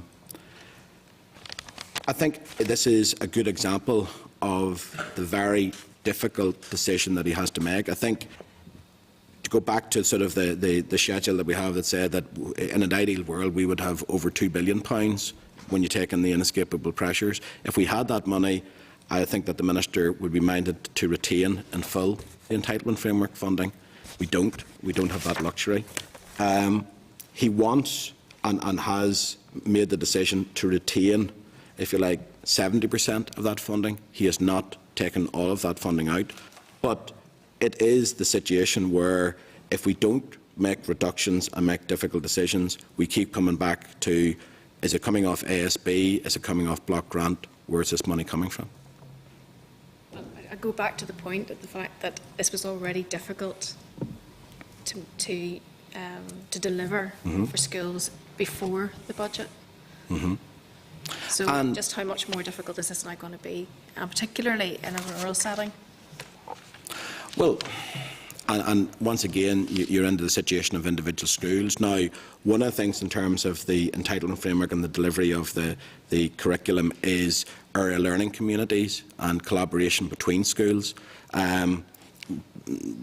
Vice Chair's earlier point, are we doing things differently? Well, part of the challenge will be for schools to say, do you sit down and look at the schools within your area learning community, and can you actually avail and provide the curriculum, but doing more collaboration and joint working?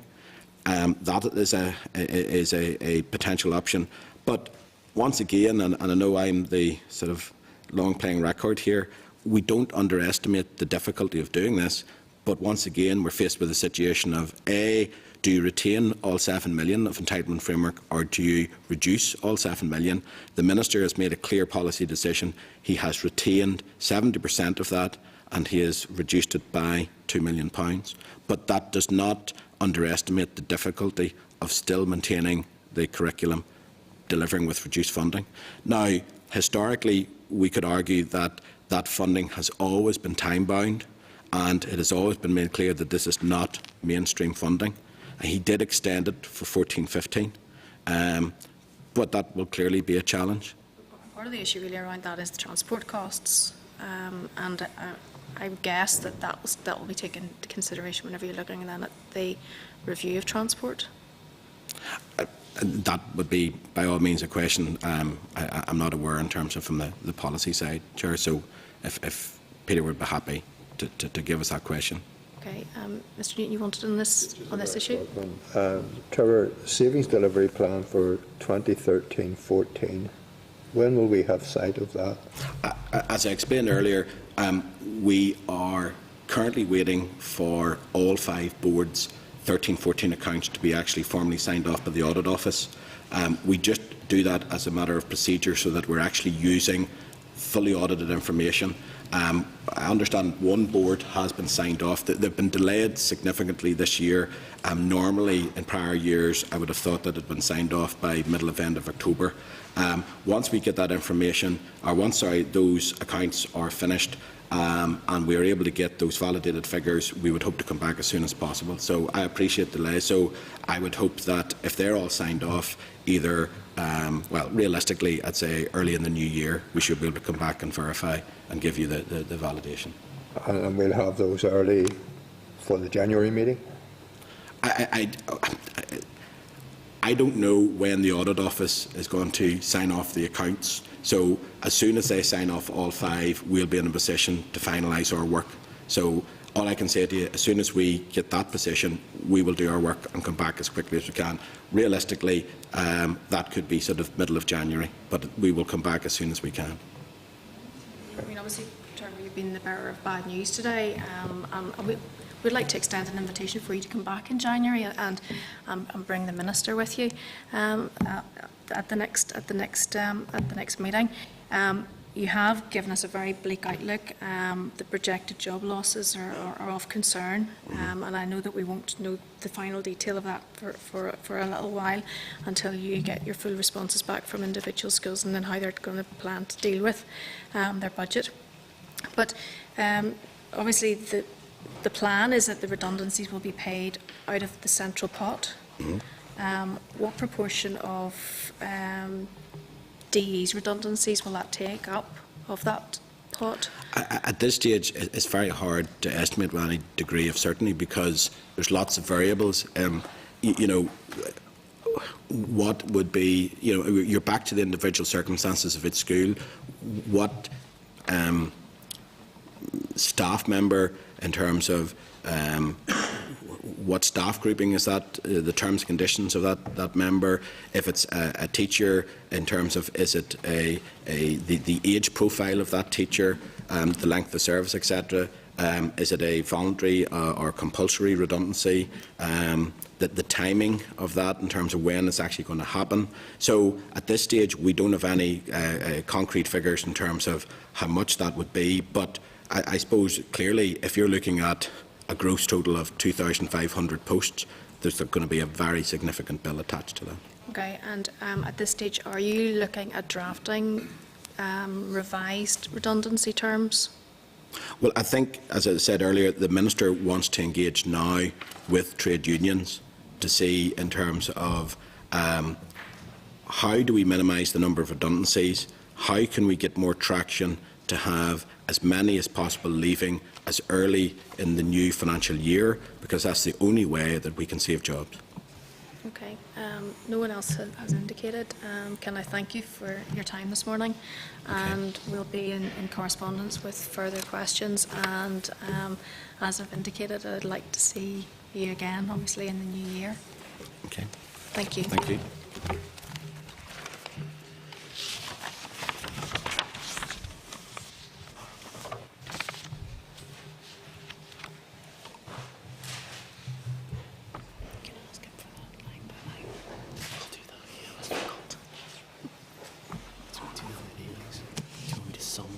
What we're doing, or ask members for their views. Is there anything they particularly want to say? Okay, members, Peter has a sort of a general summary of. Would you like just to do a general summary of Yes. where we are, and if members then want to add anything further that they'd like asked, there will be a draft for our next meeting on Tuesday. Obviously, we need to send our response back to CFP as early as possible by the 14th, is it? This Friday. Oh, this so Friday? it'll be Oh sooner gosh, than right, that. okay. Oh, it's by the 5th of December, Yes. apologies. So, Chair, I think just on the basic housekeeping ones, the committee wants to write the department about the nutritional standards and how that obligation is to be measured. Also, they asked about Sure Start, and will Sure Start be extended to the poorest 25% instead of just the 20%? There's also a question about entitlement framework and transport costs, and whether that will be part of the review of transport costs. Additionally, members, the department very helpfully sent a budget distribution table to the committee in April 2013. It's in your pack. I use it all the time. So it gives you line by line what each budget's going to be, and would suggest, Chair, that the committee just asks for that again for 15-16, so you can just read across and see how individual budget lines, because you may be approached by stakeholders, and that may be interesting to know. And additionally, Chair, if I understand correctly, I think the committee has agreed to invite the Minister to come and brief the committee after the decision has been taken. Officials talked about a sea change. So I understand the Agriculture Committee have invited their Minister to come along after the Executive has taken its decision to talk about the whole business. So in terms of a draft response, so CFP, Committee for Finance and Personnel, is collating responses from all of the committees, and they've asked for an answer by Friday. Right? So, Chair, if I sensed from members correctly, and this is where members stop me and say, no, that's wrong, or no, you really want to say this, the committee might indicate a level of disappointment at the lack of information and the constrained timescales. There's also not a lot about revised PFG targets, and the committee's had no opportunity to consult with stakeholders on this. I mean, ideally what would have happened is you would have had those numbers and asked the unions, asked whoever, had a stakeholder event, as we did with the Common Funding Scheme. I think perhaps, again, sensing from members, the committee might highlight the need for certainty and a timeline around the jobs reduction, the jobs situation, those numbers were not in the paper. The members had heard those before, so it's about, at the very least, indicating, asking that schools and indeed the arm's length bodies and even officials in the department be given some kind of clarity, timeline, how many, when, what's going to happen next, that sort of thing. Committee might highlight concerns about the reducing support for SEN capacity building, the nutritional standards in meals, the entitlement framework and Sure Start. And just a thought, members, is that the committee might suggest that in respect of the capital programme, as Philip actually said, the department had been quite successful, I don't know if that's the right word, in disposing of assets. But what had happened previously was the money got, some of them they were allowed to retain and put into the capital programme, but some of it went back into the centre. Given they have gone to such a lot of trouble to build up this pipeline, the committee might suggest that the department be allowed to keep any asset disposal money that it gets and to put it into that programme. Sorry, so Chair, for the other comments. Okay. Chris? We didn't really ask him that. Go ahead. Go ahead. We didn't really. You were first. No, go ahead. Go ahead. No, it's just around the SEN, and for me the SEN indicates where, I think, I can't remember the name of the lady that done the presentation to us, that in all departments the same, there's an awful lot of money spent on programmes and everything else. Do we really know about outputs? Do we know about results of these monies in different programmes and everything else? Because when you look at the budget at one level, it says there's additional money being given to SEN to meet the need. And then in this part it says, but a particular capacity building part of it, or whatever it is going to be reduced. Do we know if, we don't know, for example, if that particular scheme was very successful or what the outcomes were that. I think there's a real need when it comes to budgets, and this is where maybe as a committee we can do work in the future in finances, that what are the outputs, what are the results, what goes into that, what comes out of that. So it's actually in front of us to say, well, hold on, that programme actually is quite successful or quite good. That needs, really we just get the headlines. It's a particular scheme, it's a particular. So a bit of clarity maybe around that. We didn't really ask deep questions on area-based planning. Can we ask? You had a good question there on, does that mean they'll be re-examining the area-based planning process?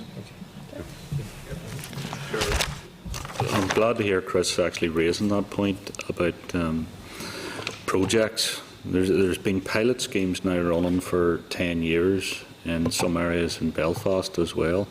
We've never actually seen a real report come out as to what is the positive benefits or impacts of those pilot schemes. And Party organisations. yeah, and quite frankly, are they sustainable? Are they actually having a real impact in the area?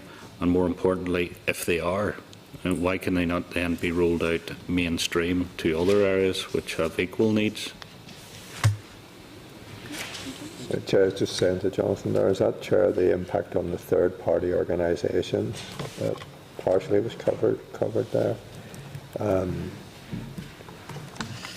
Chair? You want the detail of who that's going to impact on? Yeah, I think so. I mean, that's... Chair, I just have some primary concerns about the whole process. And that's why I think it was a pity that Fiona Hepburn wasn't here. I think, that's a disappointment. But I think if we're asking for the minister to come, I'm okay. then if we can have obviously Trevor and I'm okay with that as the next step, Chair. But I mean, I think I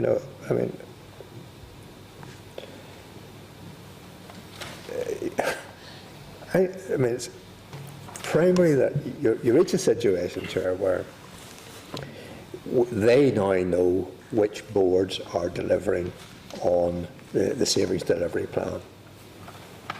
At least with one of them, they do. The others are not signed off yet. I mean, if they are and they're monitoring that, then what are the benchmarks that they're going to aim for in this incoming situation? So if you've got some guys, what's the best practice that they? And we've no idea what that is at this stage. But one board has been signed off. I do think there's something primary wrong when you haven't even mentioned welfare reform potential penalties in the document.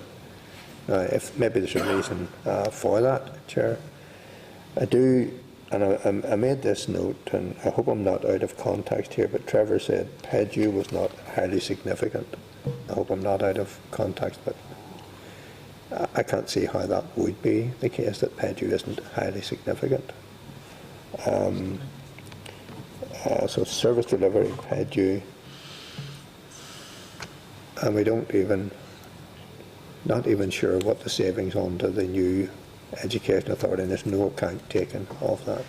I just think there's some primary stuff, Chair, that is not there in the document, the draft document that we have received. There's obviously sort of a feeling that anything that's going to go to the Education Authority would be sort of on the long finger, whereas the urgency now is with the schools, and the pressure is now with the schools who are delivering the services. Are you happy enough with that? Will you then email that to members? We'll do that, Chair, by tomorrow. Is that okay? Yes. If that's to go then to the CFP then by Friday. So we can't be accused of not meeting our deadlines. Issue a press statement asking people out there to get involved in the consultation process and to really urge, that it's important that schools and parents and as many people as possible engage with the consultation process. Do we do that as a committee? Do you not think that they will do that?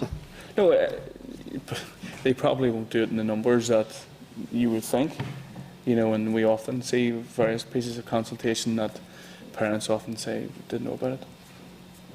I just wondered, is it something we do is to remind people to, I don't know, do we? I noticed the Employment and Learning Committee have done exactly that, and I believe the department actually issued something yesterday about encouraging people to get involved. And I think the chairs indicated a letter went to schools, all schools, yesterday, encouraging a response to the consultation. It's up to members. That's good, I think if that, it's that's suffice, yeah. That's all I was just wondering to what extent, yeah. Jolly good. Okay. Moving then to our correspondence. Our pages 118258 with 15 minutes provided for correspondence and one tabled item. Have members any comments to make on those? I see there's a response in from Down High in relation to, isn't in regard to, we're still waiting responses. Still waiting response from Down High. I knew that they were drafting. At the last time I spoke to them, they were drafting something. Okay. Members, any comments to make? Are you content to note or to action as the cover note states? Yes. Yeah. Okay. Moving then to draft work programme. Copy of this is at pages 260 to 263. Obviously, we've to head now down to Stormont Hotel to meet with the NICE's Integrated Skills Parliament. An agenda for that has been provided.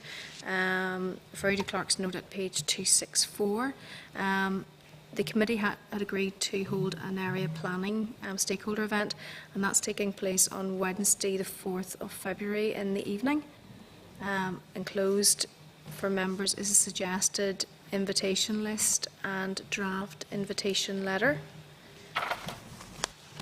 Are you content?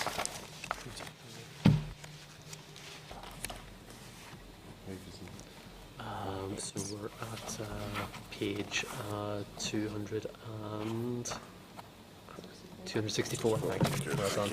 Okay, do you want to So talk us through members, that? this is area planning event, rather like the ones we've done previously. So there's suggesting get representatives from the usual suspects, usual organisations, but also from schools. So I've selected schools from different sectors from across Northern Ireland who have been involved in area planning, say shared projects, or they may have participated a great deal in the consultation. For example, St Louise's in Belfast. All of their pupils, I think, responded to one of the consultations. In addition to that, it's suggested that we ask PTANI, as we did previously, to put together a panel of parents. They would have like 2 tables with parents on it from, again, across Northern Ireland, lots of different schools. They did that the last time for us, and they asked some very, very interesting questions, as members who were there will recall. And then it's suggested further on down that we note that there were a number of questions, and this is really about tying it all together. What do the the stakeholders think area planning is achieved, what should the department do or the boards do about consulting and taking account of community issues and rurality, etc. So it's all of those things that committee had talked about before. So the event would be 4th of February, evening event as usual format. We ask them those questions, 8 or 9 tables, members go round, and then there's a short feedback session at the end, and this would then tie together all of our area planning work. So members are. Okay, members content? Okay, thank you. Just to remind you that next Wednesday's meeting is at Methody. So if you're happy enough then just to endorse the forward work programme. Do members have any other business? Okay, the next meeting will take place in this room on Tuesday the 9th of December at 2 p.m. Now we would have, at this stage, got into closed session, but if members are happy, that we'll defer that until Tuesday's meeting. Okay, the meeting's adjourned. Thank you. So members, 2 meetings next week, Tuesday and Wednesday. So Tuesday will be the